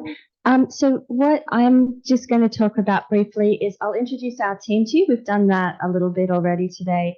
And then just really talk about what would happen after the interviews and the surveys, and then how we can share the findings to make sure they really inform policy. Yes, next slide, please. So I'm from Griffith University. My colleague Yudi is also with us in the room today. Please come and say hi to us afterwards. We have quite a big team from Griffith and we have quite diverse experience in this area. So we have Dr. Anna Borges-Jelinek, who specializes in gender-based violence and migration. Dr. Ferby, who is from public health and I think is known to some of you, which is great already. Professor Elena Marchetti from law, who has great experience in law and gender-based violence, especially in Indigenous communities in Australia. Prof. Patrick O'Leary, who is an expert in child rights and social work and gender-based violence. Prof. Sarah Davies, who couldn't join us online today, unfortunately, but is an expert in public health. Prof. Suhara Swimmer, who is an expert in law and climate change. Prof. Donna McAuliffe, who is a professor of social work and has done research with Ministry of Social Affairs in Indonesia previously. And then we have our Dean of Sustainability, Associate Professor Jennifer Boddy, who you heard from earlier today. Next slide, please. So after we have visited all 4 field sites in January and collected that interview data and survey data, the team will go away and will analyze it and we'll come back in April for roundtables. So roundtables are different from focus groups in a couple of ways. They really facilitate a two-way exchange of knowledge and aim to problem solve and build relationships and consensus amongst stakeholder groups. So the participants in the interviews and interviews and surveys will really be local community members. We will take that data, we'll have a look at it alongside the policy scoping work that we're doing, and we will use that to inform our roundtables. So we'll put together some case studies. They'll be totally de-identified. We won't use people from perhaps the same case study that we do the roundtables in. So that there's no risk of them being identified. And we will use that interview data and survey data to put together some case studies to guide the roundtable process. The roundtables will be with stakeholders, so business leaders, community leaders, NGO leaders, policy leaders, in each of the 4 field sites, and they'll be conducted between 2 and 3 hours in April, and really with that aim of unpacking the case studies, having some provocations from the community leaders as well to challenge the participants and really reach a consensus in the end amongst the best way to move forward in policy in this area. Next slide, please. So roundtables, the Griffith team do have some experience running, particularly Prof. Patrick in reaching consensus amongst Islamic communities on child protection.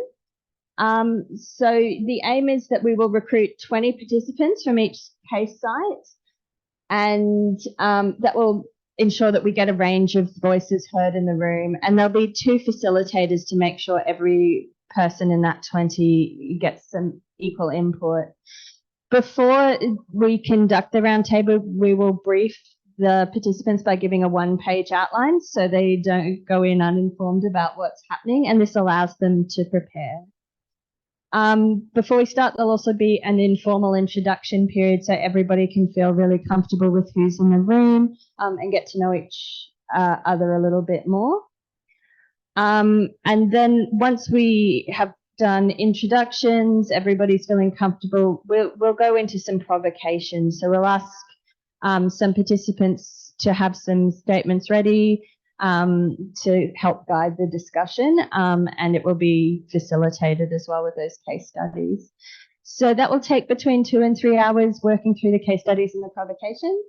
And through it all, the facilitators will really guide the discussion. There will also be researchers taking notes present, and we will hopefully reach a consensus on next steps and policy outcomes. Next slide, please.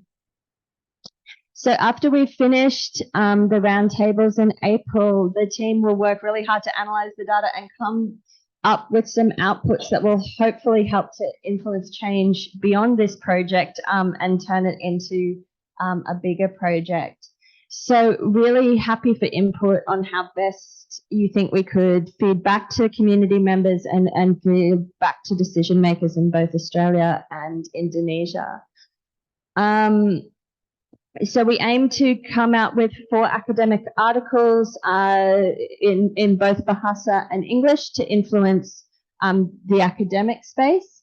We also aim to hold facilitated forums with key stakeholders, especially in each of our field sites, but also facilitated forums online with DFAT in Australia, as well as with Indonesian ministry officials. We hope to put together some briefing reports which can help inform Indonesian government processes, and also some practice and policy guides to assist NGOs in engaging our participants. Next slide, please. So we really welcome your input today. Thank you for coming along. We'd also really hope you follow along this journey with us all the way to June. June is a very short time, so hopefully also beyond June. We'll put out an invitation to participate in roundtables, so please keep in contact if you think that's something that you'd be interested in. We'll also have feedback meetings where the Australian team will come back in June. So we again welcome you to take part in that. They will be online and in person, and keep an eye out for our publications and briefing documents as we go along.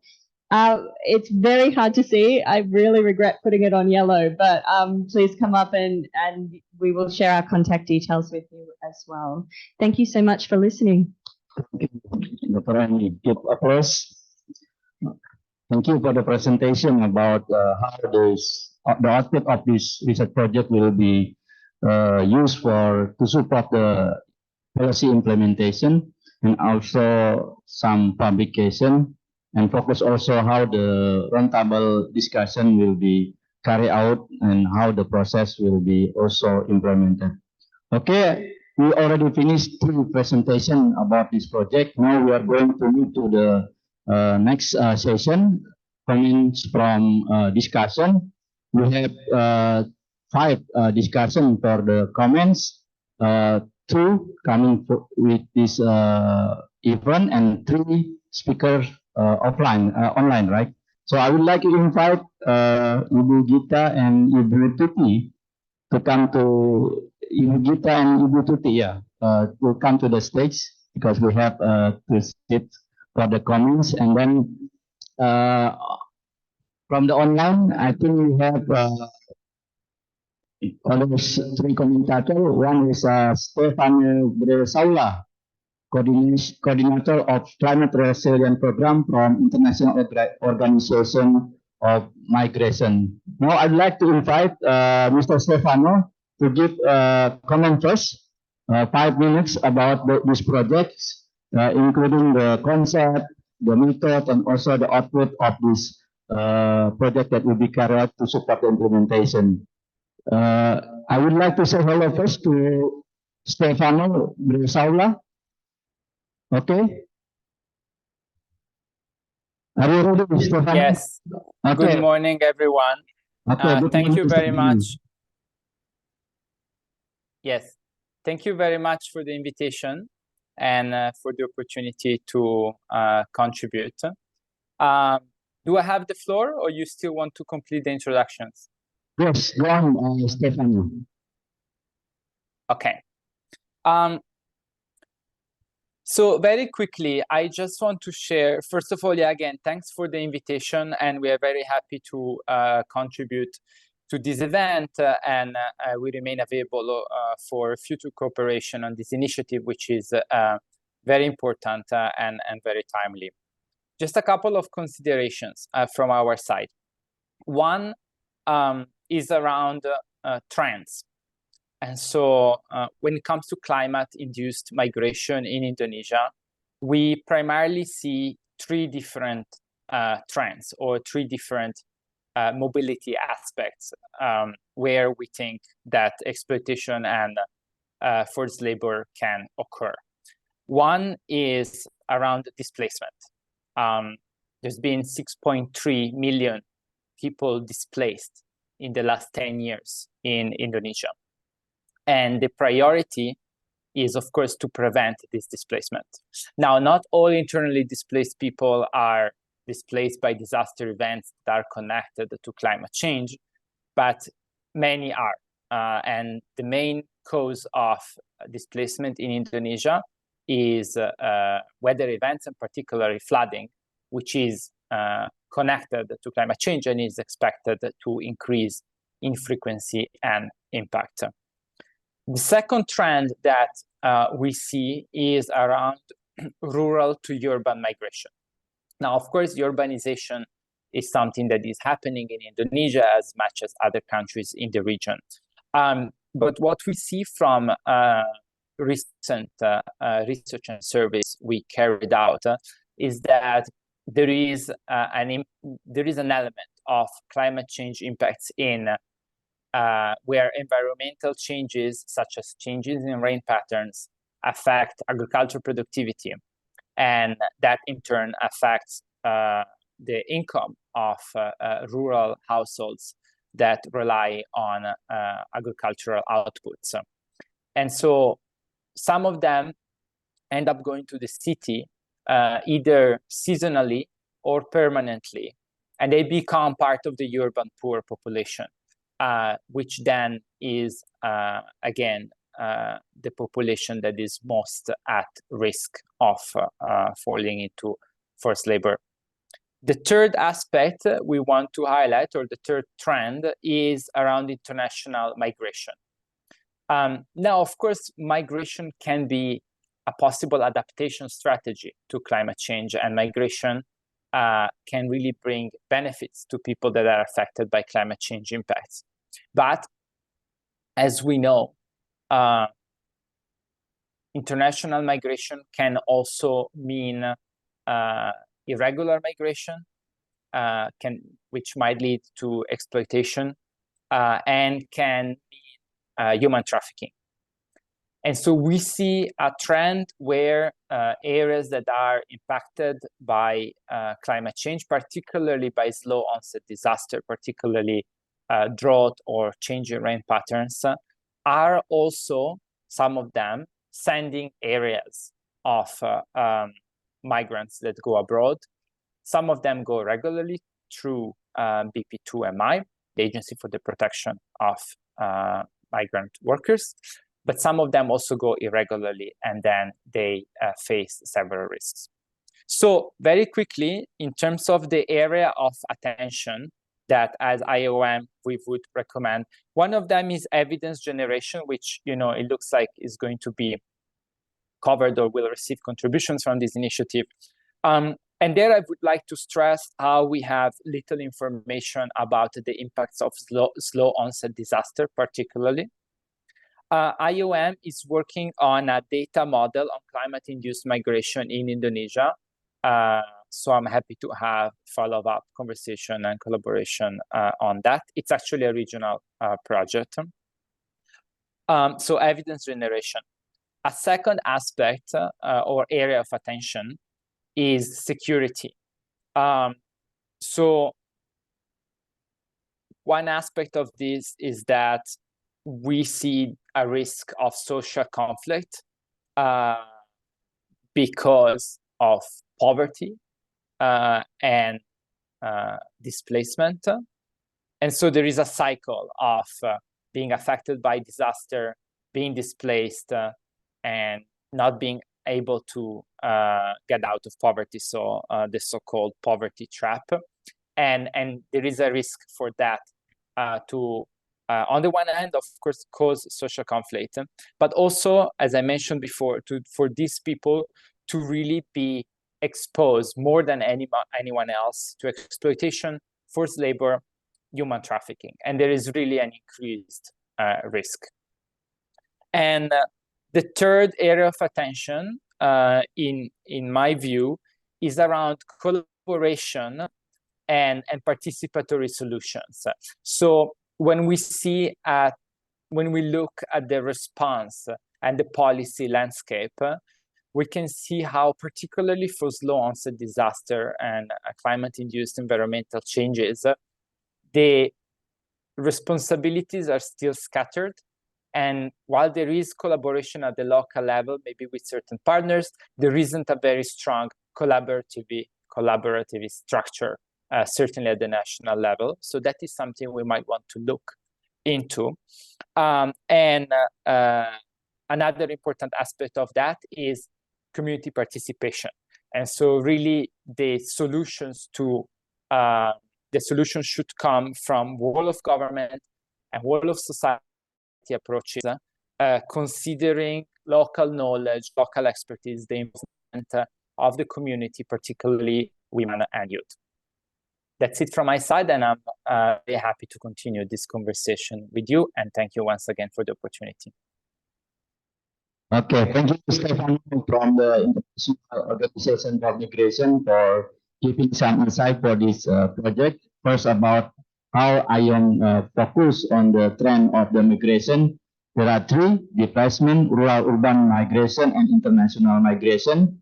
And then also, Stefano also give some area that should be put as an attention for this project. First, impact from disaster, security, and collaboration and participatory solution. Thank you, Stefano, for your comments and your time. Now, I would like to invite the second commentators or discussions. Wait. Ibu Gita Yulianti Swandi from the National Disaster Management Agency, or BPMB. Ibu Gita, time is yours, Ibu Gita. Okay. Thank you so much, Bapak Moderator. This is such a great opportunity for me, representative from the NTB, or National Disaster Management Authority of the Republic of Indonesia, as part of research partners. And this is also, I would like to appreciate all of the organizers who invite us into this important event. So, my name is Gita Yulianti, and I'm working for the Planning Bureau in the NTB. So I would like to apologize from the head of the Planning Bureau because I cannot come to this event. But I would like to share some information related to also some information that already shared by the team, Connexity. And I would also say I'm so happy because I also graduated from UNDIP long time ago. So this is like a small reunion for us.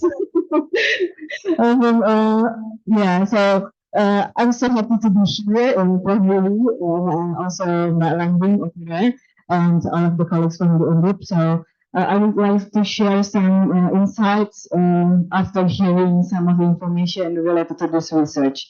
So I think this is an important research, and we hope that, and we believe that the result from this research could also assist BNPB to enhance our policies development in regards to disaster management. So, as quick response to what you really said previously, so I think when we talk about disasters, disasters in event or series of events that threatens and disrupts people's life and livelihoods that caused by either natural factors or non-natural factors, and also human factors, resulting in human casualties, environmental damage, property loss, and also psychological impact.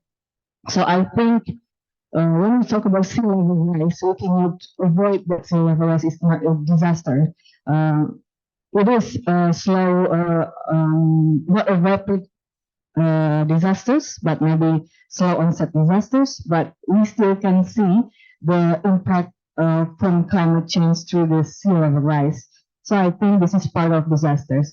But under the law number 24, year 2007, there are only 12 types of disasters. They are not explicitly stated that sea level rise is a disaster. But we talk about climate change. We also talk about droughts. We also talk about the extreme weather, which is part of sea level rise is part of extreme weathers, I think. So this is important point to be discussed in this research. And then I would like also to highlight about your focus on women and children.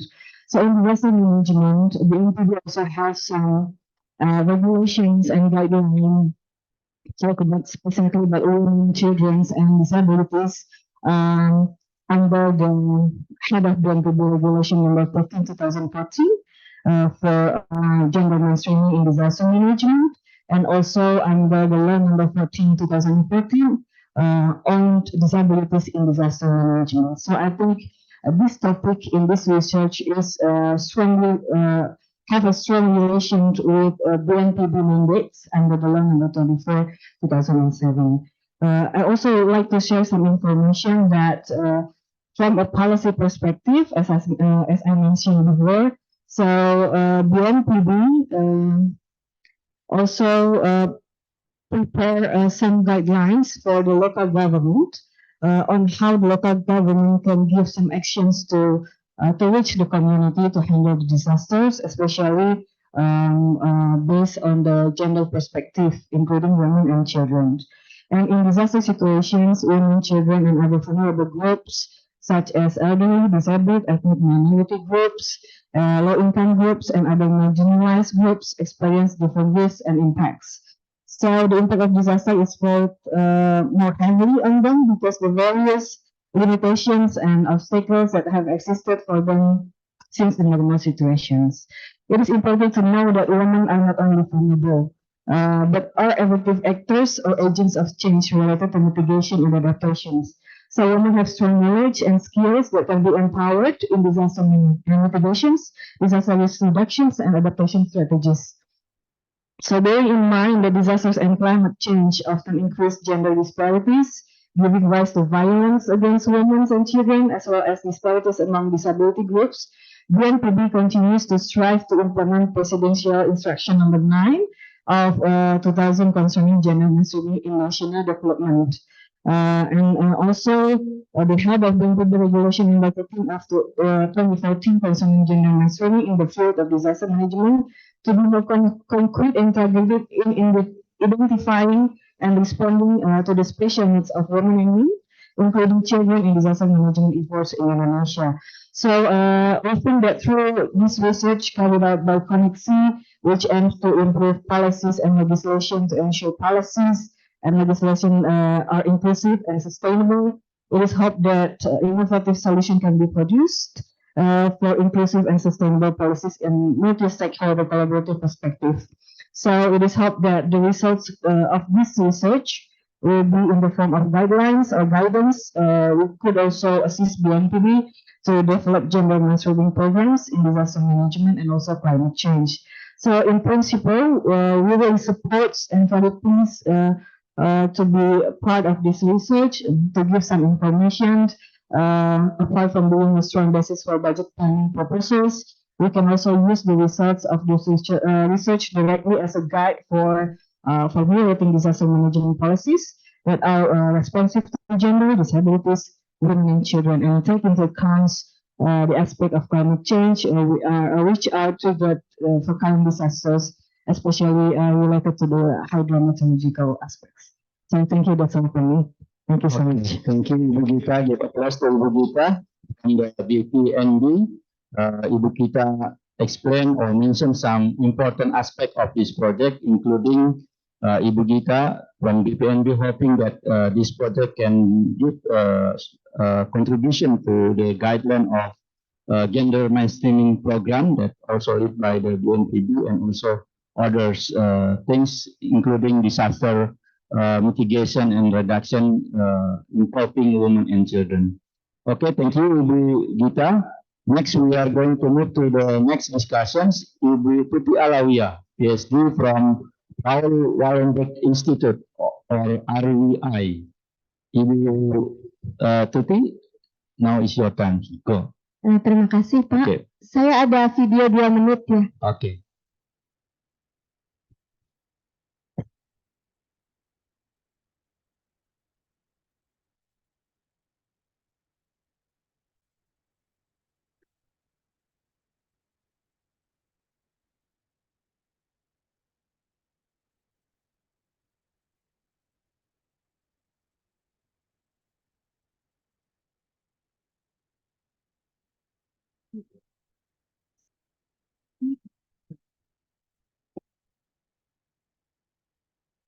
The IT.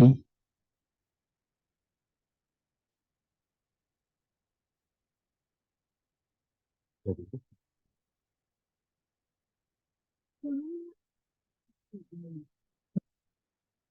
wait. The IT team still preparing for the sound, I think.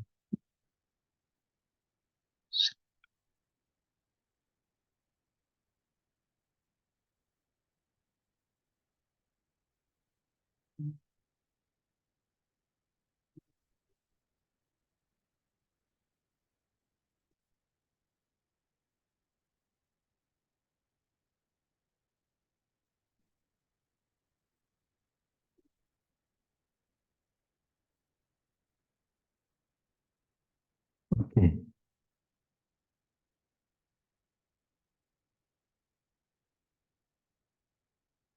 Bisa.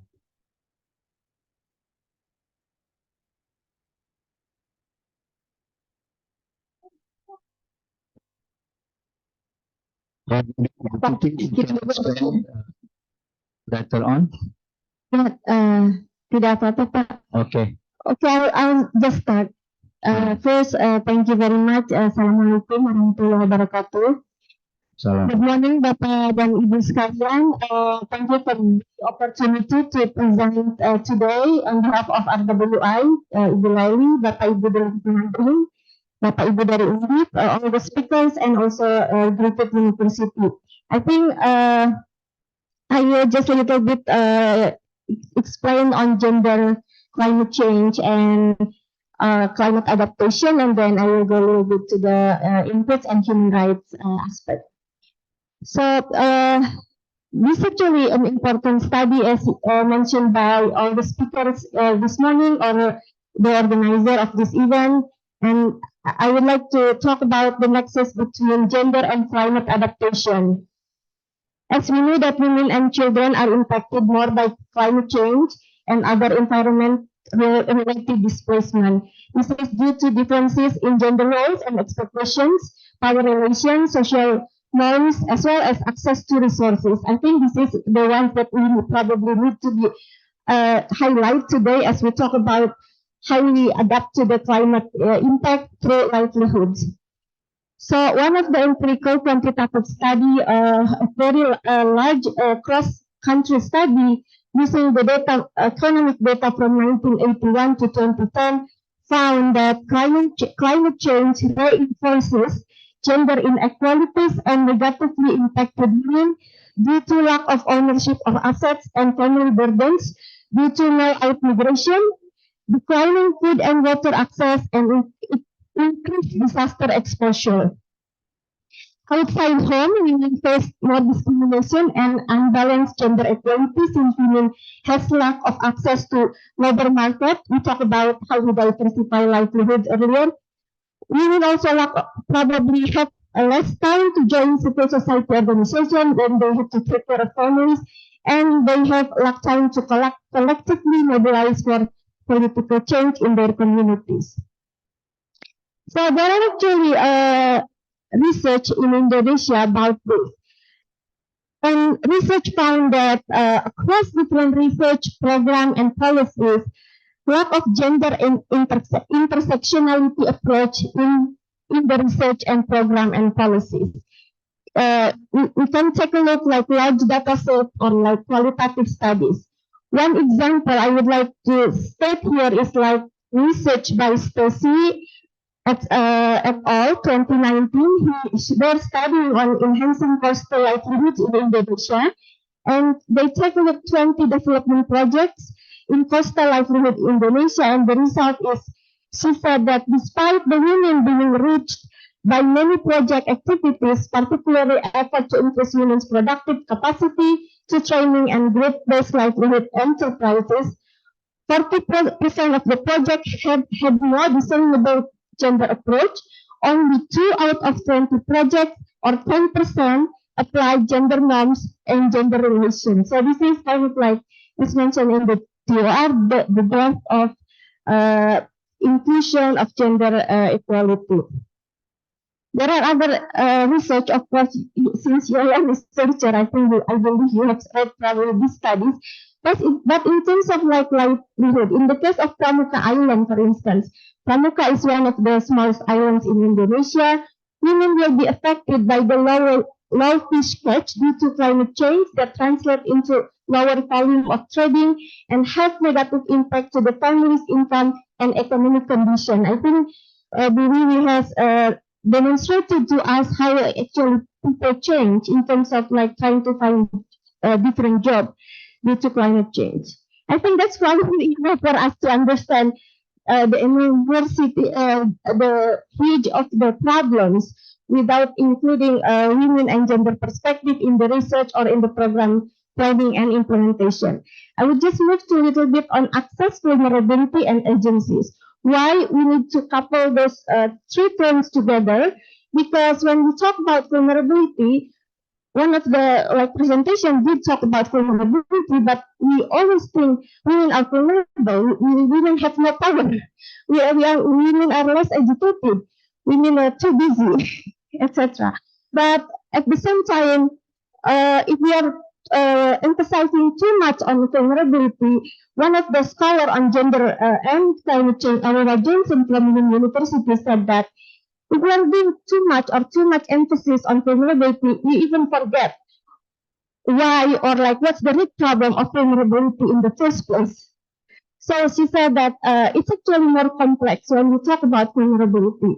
That's why I think why people then talk about how actually access to resources, to revenues, income is very important to women to actually eliminate the vulnerability, but at the same time to improve their agencies. So I try to be quick. Sorry.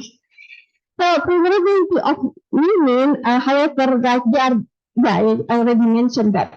So lack of access to resources will reduce women agencies and gaining power in household decision making, also in the communities. I think that's why the study that say climate change impact women's revenues, etc. It's because they are vulnerable. They don't have access to income, etc. In terms of agencies, I think why women's agencies and access to revenues and income is very important, because women do have agencies if they utilize them, if we empower them. Otherwise, women will have no power or have less power to contribute to the family or to the communities. I think that's probably the input that I wanna share with all of you. In addition to why we actually need to integrate human rights perspective in addition to gender equality.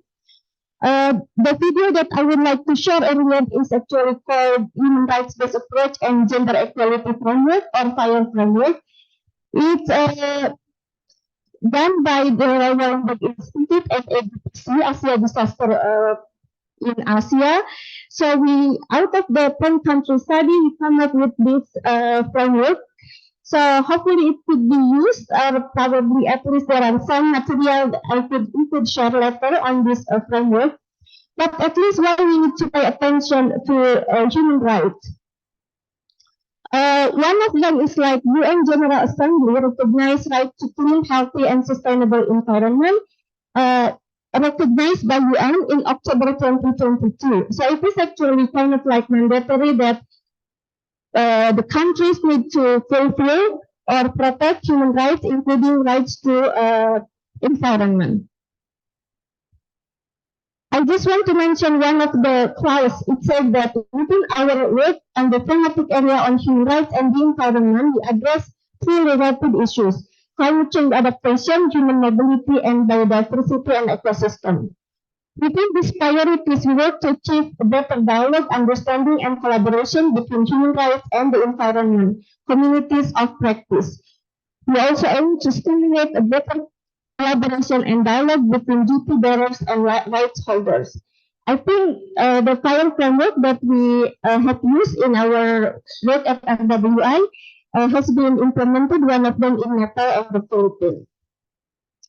So integrating human rights also in line with the 2030 Agenda and the Paris Agreement on Climate Change to promote human rights-based approach to climate action.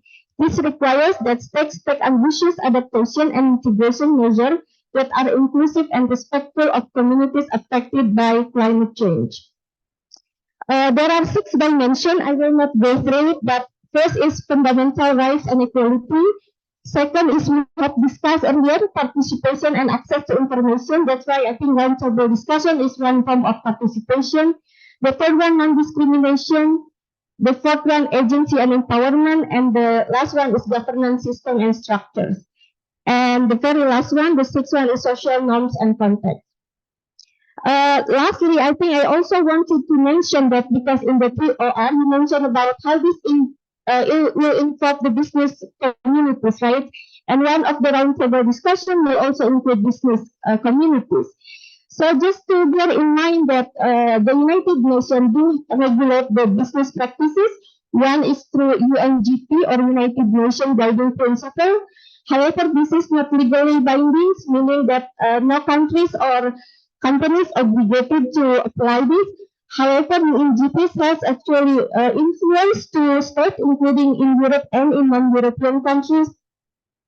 One of the countries influenced by UNGP is including Netherlands, French, and Germany, who already have due diligence of human rights in their regulation to regulate companies. However, it's also actually influenced the European Union to have the EU framework on corporate sustainability due diligence to be implemented in the coming year. And it is actually moving a shift from voluntary to mandatory to do human rights due diligence for companies. For Indonesia, we actually very happy to share with you that the presidential decree on national strategy on business and human rights just passed this last month, I mean this past 2 months in September. The last effort or initiative by UN is called that, there are EU framework, they call it EU Corporate Sustainability Due Diligence. So if it is already implemented, it will impact not only EU companies but also to non-EU companies. And it will be mandatory for non-EU companies to comply with this EU due diligence. The last effort that the United Nations do is UN Treaty. UN Treaty is, while United Nations Guiding Principle is voluntary, the UN Treaty will be mandatory. The reason why they do that is because there is no regulation that regulates transnational corporations' operation globally. I think that's all. And before I end, I would like to share just few inputs. First, actually, to include probably how women's vulnerability as well as agencies have impact on their livelihood. Or we could also do the reverse, like how access to livelihood, diversification help empower women and increase women's agencies. The second one, how women's domestic responsibilities, we cannot deny that, right? As well as social norms affect women's access to livelihood and agencies. The third one is like how women's agencies and access to livelihood will have impact on their children, especially girls, because that's what the research said. When women have access to revenues and income, it will have impact on their children and girls. And the last one, of course, like to use human rights perspective in the study. Thank you very much. Okay, thank you, Ibu Tuti Amelia. Institute RWI. There are some comments and suggestions for this project, including using the integrating human rights approach. There are 6 dimensions that Ibu Tuti also mentioned, and also some application for the method, like when we want to use the business community as a respondent, and also Ibu Tuti also highlight some important aspect when we do this project using the vulnerability groups. I think notes from Ibu Tuti very important for this project. And now we are going to next discussion from Ministry of Women Empowerment and Child Protection, Ibu Eko Novi Aprianti from online. Yes. Okay. Ibu Thank Eko. you. Ya, izin Bapak. Oke, thank you. Izin kami menggunakan bahasa Indonesia, Pak. Apakah berkenan? Oke. Baik, terima kasih. Kami melihat memang di dalam forced labor dan juga dampak perubahan iklim ini banyak dirasakan oleh perempuan dan anak, khususnya ketika mereka mengalami kehilangan pekerjaan atau ketika mereka menjadi pekerja anak atau ketika menjadi pekerja yang terkait dengan perdagangan orang. Karena memang kelompok-kelompok rentan inilah yang kemudian akan menerima dampak dari mitigasi dan adaptasi perubahan iklim atau dampak dari perubahan iklim, karena memang 80% korban terkait dengan tindak pidana perdagangan orang adalah perempuan, dan juga ada pekerja anak yang juga terkait dengan perubahan iklim ini, karena mereka mengalami kondisi kehilangan lapangan pekerjaan akibat perubahan iklim. Sehingga kemudian ini menjadi kami menyampaikan beberapa rekomendasi terkait dengan forced labor dan perubahan iklim ini.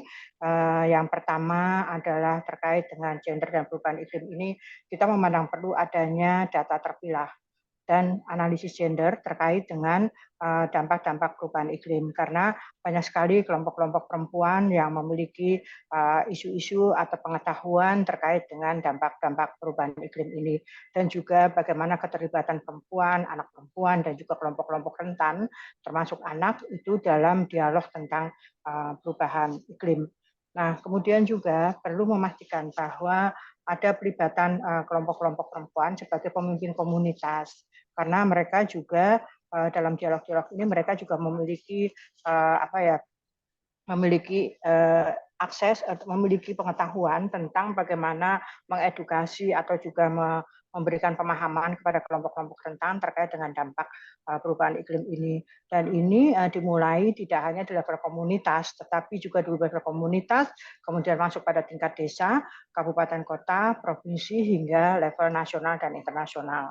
Di dalam COP kami nanti di Dubai, kami juga mendorong, masukan kami adalah mendorong adanya kelompok-kelompok komunitas, kelompok-kelompok pemimpin perempuan yang bisa berbicara terkait dengan dampak perubahan iklim ini pada kelompok rentan. Nah, kemudian juga kita perlu mendorong juga inklusi terkait dengan bagaimana isu inklusi ini pada perubahan iklim, karena representasi perempuan, anak perempuan, dan juga anak-anak kelompok-kelompok disabilitas serta kelompok-kelompok masyarakat adat yang ada di tempat terpencil itu juga perlu kita lihat terkait dengan aspek-aspek terkait dengan pendidikan pekerjaan yang layak, kemudian pendidikan yang layak, ekonomi perawatan, dan juga keuangan terkait dengan perubahan iklim, sehingga pelibatan mereka juga menjadi sangat penting. Nah, kemudian selanjutnya adalah kami tadi melihat ada bagaimana mengintegrasikan isu gender di perubahan iklim ini di dalam RPJMN. Kami mendukung upaya tersebut, bagaimana kemudian kita mengintegrasikan isu-isu gender ini di perubahan iklim ini di RPJMN untuk memastikan bahwa mitigasi dan perubahan iklim untuk memastikan mitigasi dan adaptasi terhadap perubahan iklim itu juga sifatnya itu inklusif dan juga berkelanjutan. Sehingga kemudian karena di Indonesia sendiri ada anggaran akses ke keuangan terkait perubahan iklim. Jadi ada tagging anggaran yang terkait dengan perubahan iklim yang responsif gender. Sehingga kemudian ini bisa dipakai oleh pemangku kepentingan, kelompok-kelompok pemangku kepentingan baik di pusat maupun di daerah untuk kemudian memastikan bahwa ada akses keuangan perubahan iklim yang responsif gender kepada komunitas-komunitas lokal dan masyarakat adat yang kemudian targetnya adalah kelompok-kelompok rentan ini. Bagaimana mempermudah akses mereka untuk mendapatkan pelatihan, mempermudah akses mereka untuk mendapatkan keuangan terkait dengan dampak perubahan iklim, sehingga tidak mendorong mereka kemudian menjadi pekerja anak atau mereka terlibat dalam tindak pidana perdagangan orang. Dan kemudian kami sendiri Kementerian PPPA juga saat ini sedang mencoba untuk menginisiasi adanya rencana aksi nasional gender dan perubahan iklim, di mana di dalam rencana aksi nasional ini kita akan melibatkan berbagai stakeholder untuk upaya-upaya peningkatan kapasitas, kemudian upaya-upaya untuk penguatan data pilah, karena kalau dengan adanya data pilah kita akan bisa melihat bahwa ada dampak yang berbeda antara perempuan dan laki-laki, kelompok rentan, anak terhadap perubahan iklim ini, sehingga kemudian dampak analisis gender yang kemudian data berbasis bukti ini kemudian bisa menjadi edukasi atau dampak untuk edukasi dampak atau praktek baik terkait dengan perubahan iklim ini, kemudian yang bisa kita edukasikan kepada semua pihak. Itu mungkin dari kami, dari Kementerian Pemberdayaan Perempuan dan Perlindungan Anak terkait bagaimana kita mengintegrasikan isu gender ini ke dalam perubahan iklim dan post labor. Terima kasih, Bapak. Terima kasih, Ibu Eko. Give applause to Ibu Eko from Ministry of Women Environment and Children Protection. Ibu Eko highlights some issues. One is the support this project because focus on women and children, and also some recommendation mostly about the gender analysis, and also Ibu Eko also hoping that this project also can also contribute to the Rencana Aksi Nasional, which is also include gender and climate change. Okay, we still have one discussion from Ministry of Environment and Forestry, Ibu Nuraini. Ibu Nuraini, still Ibu Nuraini. Okay. Thank you, Bapak Moderator. Apakah terdengar suara saya? Oke, Ibu Nuraini. Ya, baik Bapak. Okay. I will start by tanggapan saya. Good morning, speaker, college, and all participants. First of all, thank to the host for giving me the opportunity to present a brief climate change policy in Indonesia in this event on behalf of the Director General of Climate Change of Ministry of Environment and Forestry. Second of all, I'd like to express my appreciation to this study that is trying to portray the link between vulnerable groups and migration issues from different angles. I hope the result of this research will enrich Indonesian policy on these issues and provide some recommendations that can be applied properly. As we know, the right to a healthy and good environment is guaranteed by the Constitution 45, Article 28H. This right is threatened by various factors, including climate change, where global warming leads to climate change and further will impact all sectors, human lives, and threaten human welfare, both physically and non-physically. From the result of the study in the third national publication, TNC, which was submitted to the UNFCCC in 2017, shows several climate change phenomena and their future impacts on Indonesian conditions.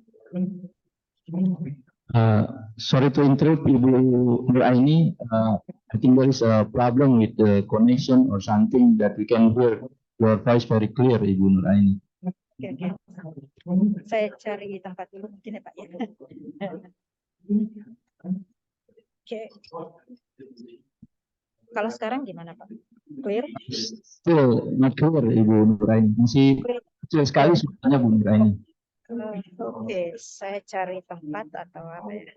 Sekarang lebih Ini clear atau? sekarang udah clear, Bu Nuraini. Oke, oh berarti volumenya saya harus ya. Baik, saya lanjutkan yang tadi. Ya. Well, yeah, I will repeat from the result of a study in the National Communication or TNC Indonesia, which was submitted to the UNFCCC in 2017, shows several climate change phenomena and their future impacts on the Indonesian condition. It is projected that temperatures will increase, but still below 1.5 degrees Celsius, which is compared to a global temperature increase of 1.57 degrees Celsius. Annual rainfall in the dry season is projected to be drier during the dry season and wetter during the rainy season and transition period. The extreme daily rainfall is projected to increase over most of the land areas except Java. In addition, the sea surface temperatures tend to increase 0.25 centigrades per decade, and it's predicted to be as 0.6 to 1.2 centimeter. Moreover, it's projected that sea surface salinity will be decreased as 0.3 plus minus 0.2 PSU per decade. Another concern is the significant increase of waste hail. It is predicted still below 1 meter, but at some areas possible to be more than 1.5 meters. Indonesia has global commitment to climate change that is stated in the NDC. Last submitted is enhanced NDC in 2022. To operationalize the NDC commitment on the ground, the government of Indonesia has launched the presidential regulation on the implementation of carbon pricing to achieve the NDC targets, control over greenhouse gas emission in the national development, as known as NEC regulation. Besides regulating the NEC, this purpose also regulate the NDC, particularly how to achieve the targets in NDC. In this commitment, has addressed the importance for stakeholders, particularly vulnerable groups that most likely will be impacted the most due to the climate change. Indonesia respects, promotes, and considers its obligation on human rights, the right to health, the right of adat communities. Indonesia, we know the term as masyarakat adat, as well as local communities, migrants, children, youth, elders, persons with different abilities, and people in vulnerable situations, as well as the right to development, including gender equality, empowerment, women, and intergenerational equities. Engagement of party stakeholders, such as local government, private sectors, and civil societies will continue to be enhanced. I suggest the research team also take a look at the published the Indonesian NDC Roadmap on Adaptation. The NDC Roadmap on Adaptation articulates that adaptation action should involve all stakeholders with the principle no one left behind. by taking into account the participation of groups such as children, women, the elderly, and disabled. Therefore, it's recommended to mainstream climate change adaptation based on gender and vulnerable groups. It is also important to support increasing community resilience, especially vulnerable groups such as children, women, and elderly, and groups with disabilities. Not only against climate threats, but also during the COVID-19 pandemic situation. The proposed action targets include development, implementation, and appropriate mechanism for community participation, taking into account gender participation, gender equity, and gender balance and vulnerable groups. In this regard is disabled, children, and elders, and cross-intergenerational needs. Beneficiaries target is in the NDC roadmap is about 60% district or city in 2022 to 2024. I think that's all my response for now. Looking forward to fruitful discussion during this event. Thank you very much. Back to you, moderator. Thank you. Okay, thank you, Ibu Marani, for your comments and discussion about our project.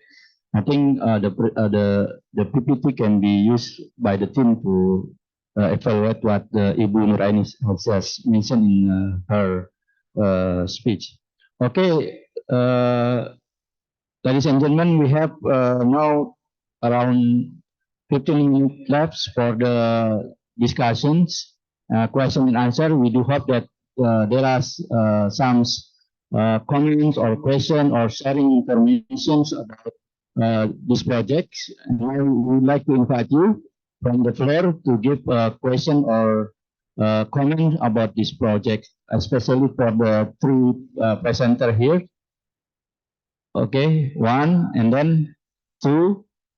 Okay, we have two questions. First, I would like to invite Ibu from the right side. And then next, Ibu Tini Ahmad.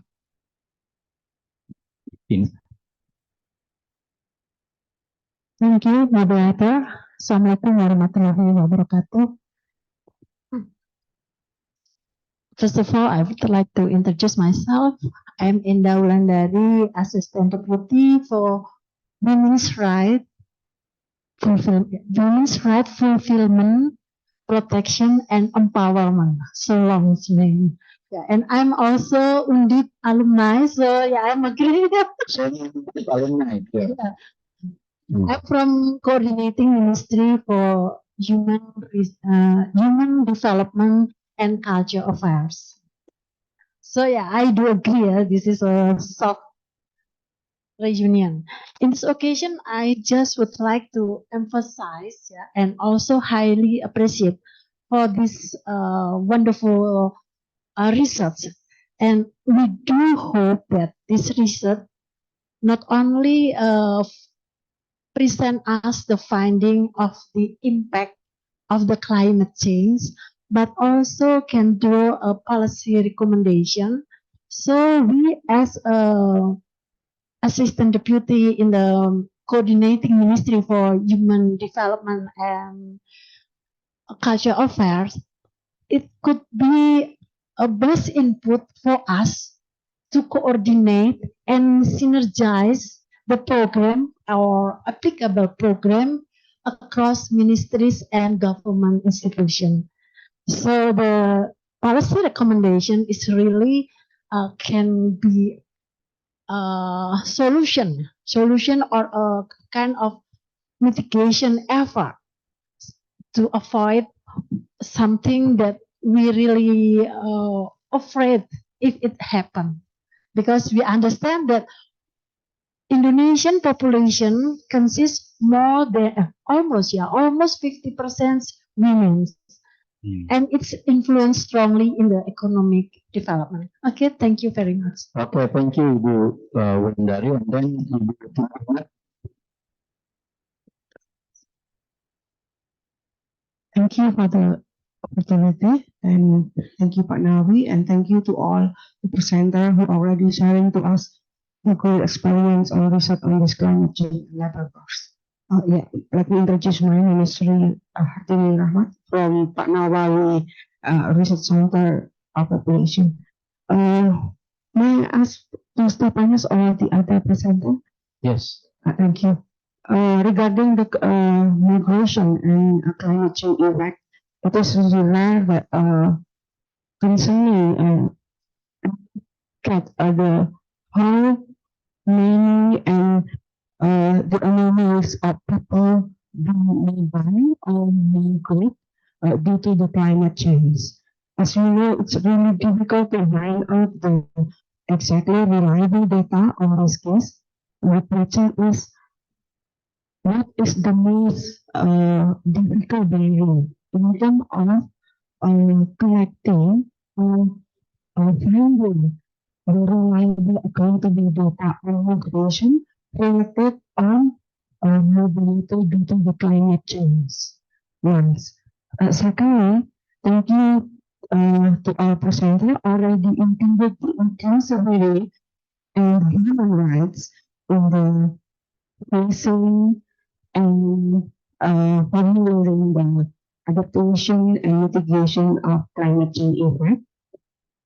It is very important that we ensure that the women and children as the most vulnerable population group being affected by this disaster. But we mentioned that the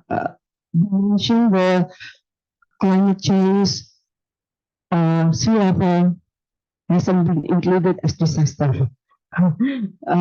So what is the idea for future planning and future action that this concept definition actually strongly connected with the climate change effect? We will provoke the regulation not only in national but included in the world commitment in the future. Thank you very much. Okay, thank you, Ibu Tini, and also previously with Ibu Wulandari. I think there are two important questions or maybe a comment first from Ibu Wulandari, strengthening about the need of the policy recommendation that also involve so many ministries here in Indonesia. This is also the role of coordinating Ministry of Human Resource and Culture Affairs. So Ibu Wulandari hoping that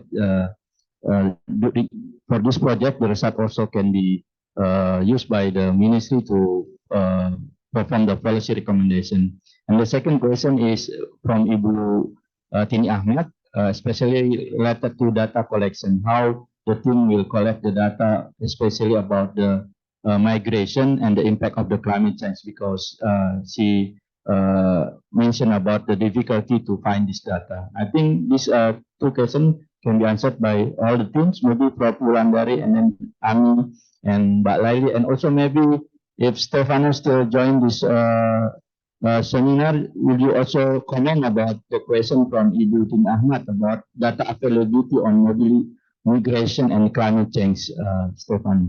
Okay, Ibu Prof. dulu. Okay. Terima kasih.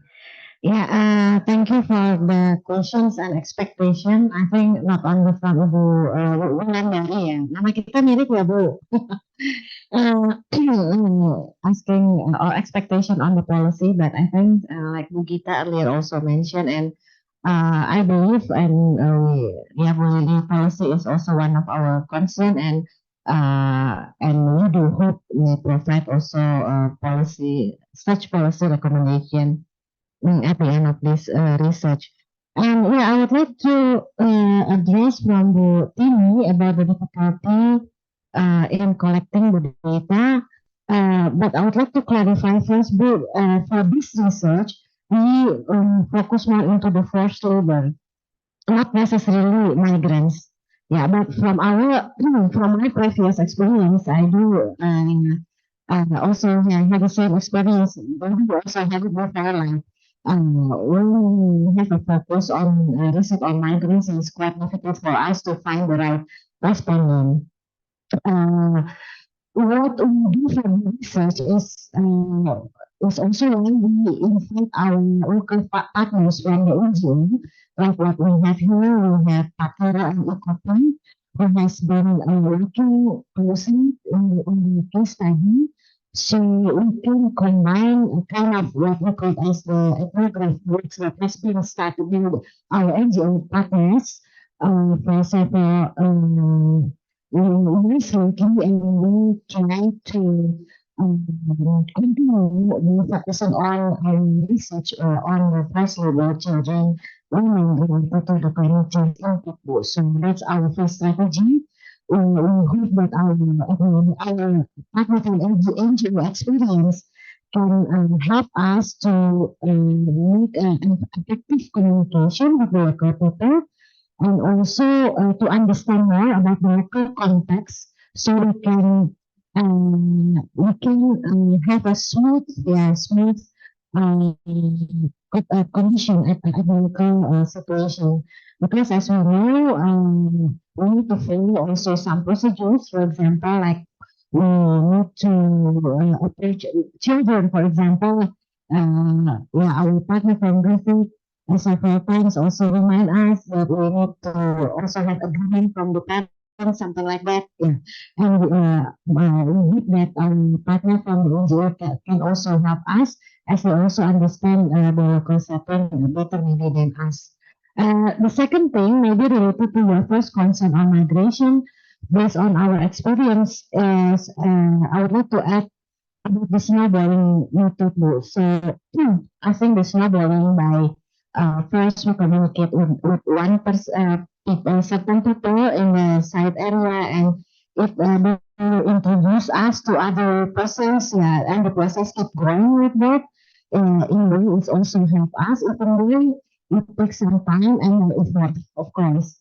So kind of combination between questionnaires and in-depth interview also sometimes really helpful, and we use also in this research.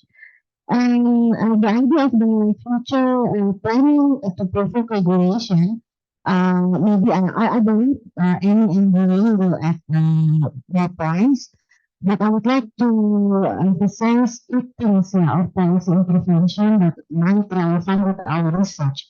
The first one is related to the special geographical related issues. For example, we talk about the regulation on spatial, how we need to manage the physically spatial. And that's the first regulation, because as the last from the Kementerian Lingkungan Environmental Ministry also mentioned about the importance to have an quality of environment of neighborhood as one of the aspects when we talk about addressing climate change impact. So that's the first that I thought about the policy of provoke regulation. And the second one is the people base. So the people base, when we, in this case, we focus on the women and the children. How then, as already been mentioned by our important speakers, including the Tuti and human rights and everything. So people base is another provoke regulation that might important in our research focus. So yeah, I will end at this stage. Please, maybe thank you, Wu. And then Amy, you have a short comment, and then Wu Laili. Thank you both for your questions, and thank you to Ibu for comprehensively answering that. I don't have a lot to add apart from very happy to, we have started briefly the policy scoping, but if there are suggestions on policies that we should be looking at, please reach out. Just to go back to the point in migration, very, very happy to keep migration in mind. It is part of the survey question, so we will be asking people, how long have you been in this community, and where did you come from previous to here if you have moved, and questions if they indicate about, why they might have moved and how happy they were about moving. So we're really trying to get that baseline data from the community and then inviting people into doing a more in-depth interview if they'd like to talk more to us about that. But very happy to hear Stefano's thoughts as well on how best to gather that migration data. Okay, thank you, Ami. And then Mbak Lali. Yes. Yeah, thank you for the question and feedback. Actually, regarding the question of Mbak ini ya, ini, actually we face difficulty also, like you say that whether we interview the right informant participant, whether he's like experiencing the climate change impact, like a migration, and then after that he falls into forced labor, something like that. Actually, in my experience in Semarang, Demak, actually it's not really that hard. I mean, we can like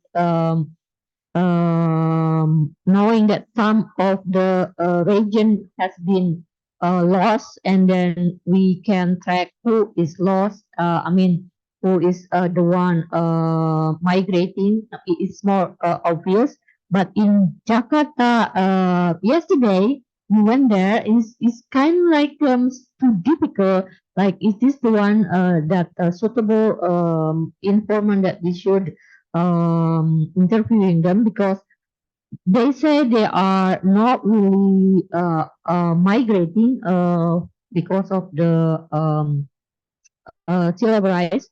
So the one that already migrating is living in vertical housing. So that's the one we trace who is in the vertical housing, whether they are still there or where now they live is just quite difficult actually. So probably the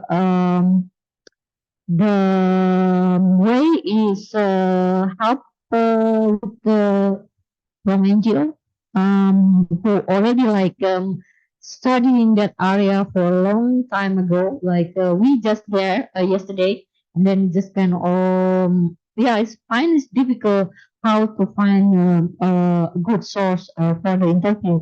So probably we need to more looking for the history and etc. Like interview many of the stakeholders, and we will find the right one to be interview for this research. And for the law, actually, we need, like Indonesia, we need more law that are related to the climate change, or like the migration. There's a loophole, I mean, the gap on the protection of this kind of group, internally displaced person.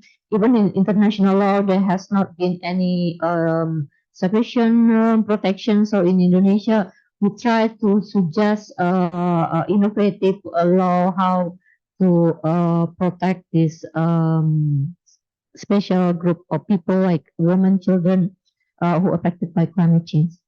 Thank you. Okay, thank you, Ibu Laili, Amy, and also Prof. Willy. I think because of the time constraint, actually we already have no time for this session, but I would like to invite from the online, maybe one question or comments from the online, if there is comments or question. I think no. Okay. No. Is there question or comment from online, especially from Griffith University, maybe? Yeah. Maybe next, after this session, from Griffith also can be give comment or suggestion for this project. Okay, ladies and gentlemen, we already run out of time for this session because we still have next agenda of closing from the project leaders of this project. On behalf of the organizer, we would like to thanks to all speakers, presenters, and also commentators for this session. There are so many things. There are so many notes from this project in terms of policy suggestion, methods, and also approach. I think that's all to be used by the project for the implementing project after this. And we would like to thank for your active participation and also your attending for this project, for this seminar. And then now I would like to please ask for the audience to give all applause for the presenter and speakers. And now I would like to give the MC for the next agenda. Thank you. Thank you, Pak Nawawi, Kepala Pusat Studi Pendidikan. Thank you to all speakers and to all participants. Maybe you can back to your seat in front, beside here. And after this, we will token appreciation. Token appreciation is from Griffith University and then from BRIN to several speakers. For the first one is token appreciation from Griffith University to representative of Undip, Professor Yuandri, and a representative from BRIN. Mungkin dari BRIN, Bu Kapus, Bu Leli, mungkin bisa menerima dari Griffith University.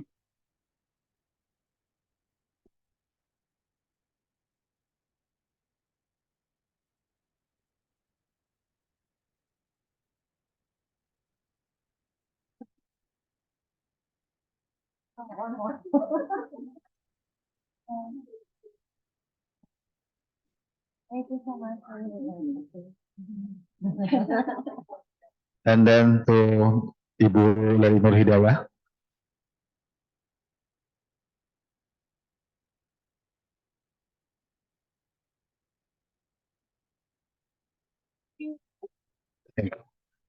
Selanjutnya ini berbalas dari BRIN juga akan menyerahkan kepada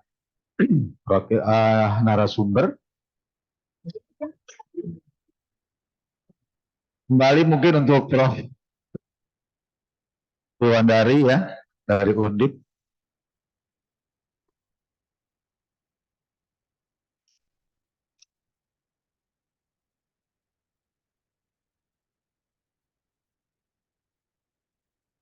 Ibu Ana dari Bappenas.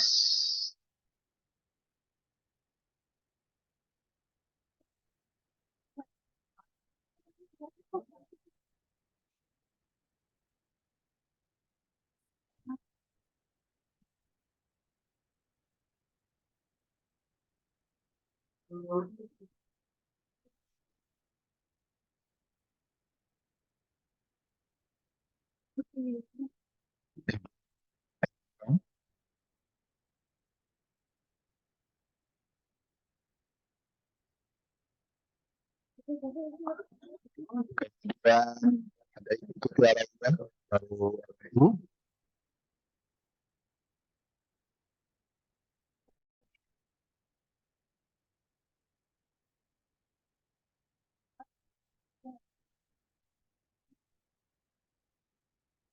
Terima kasih. Mau foto bersama dulu Bu dengan plakat BRIN-nya Bu.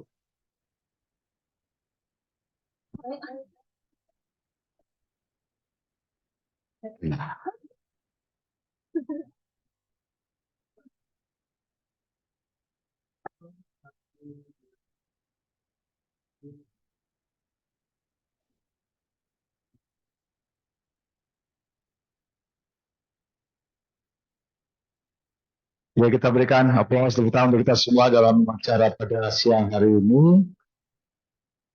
Alright, ladies and gentlemen, we have come to the end of this event today, and I hope all of you have enjoyed and benefit from the presentation and discussion of our distinguished speaker and guests. I would like to thank them once again for their valuable contribution in this event. Thank you for your attention. My name is Asep Sebudin. Wassalamualaikum warahmatullahi wabarakatuh. Selamat siang. Have a nice day. Untuk makan siang telah tersedia, bisa didapatkan di belakang Bapak dan Ibu semua. Terima kasih.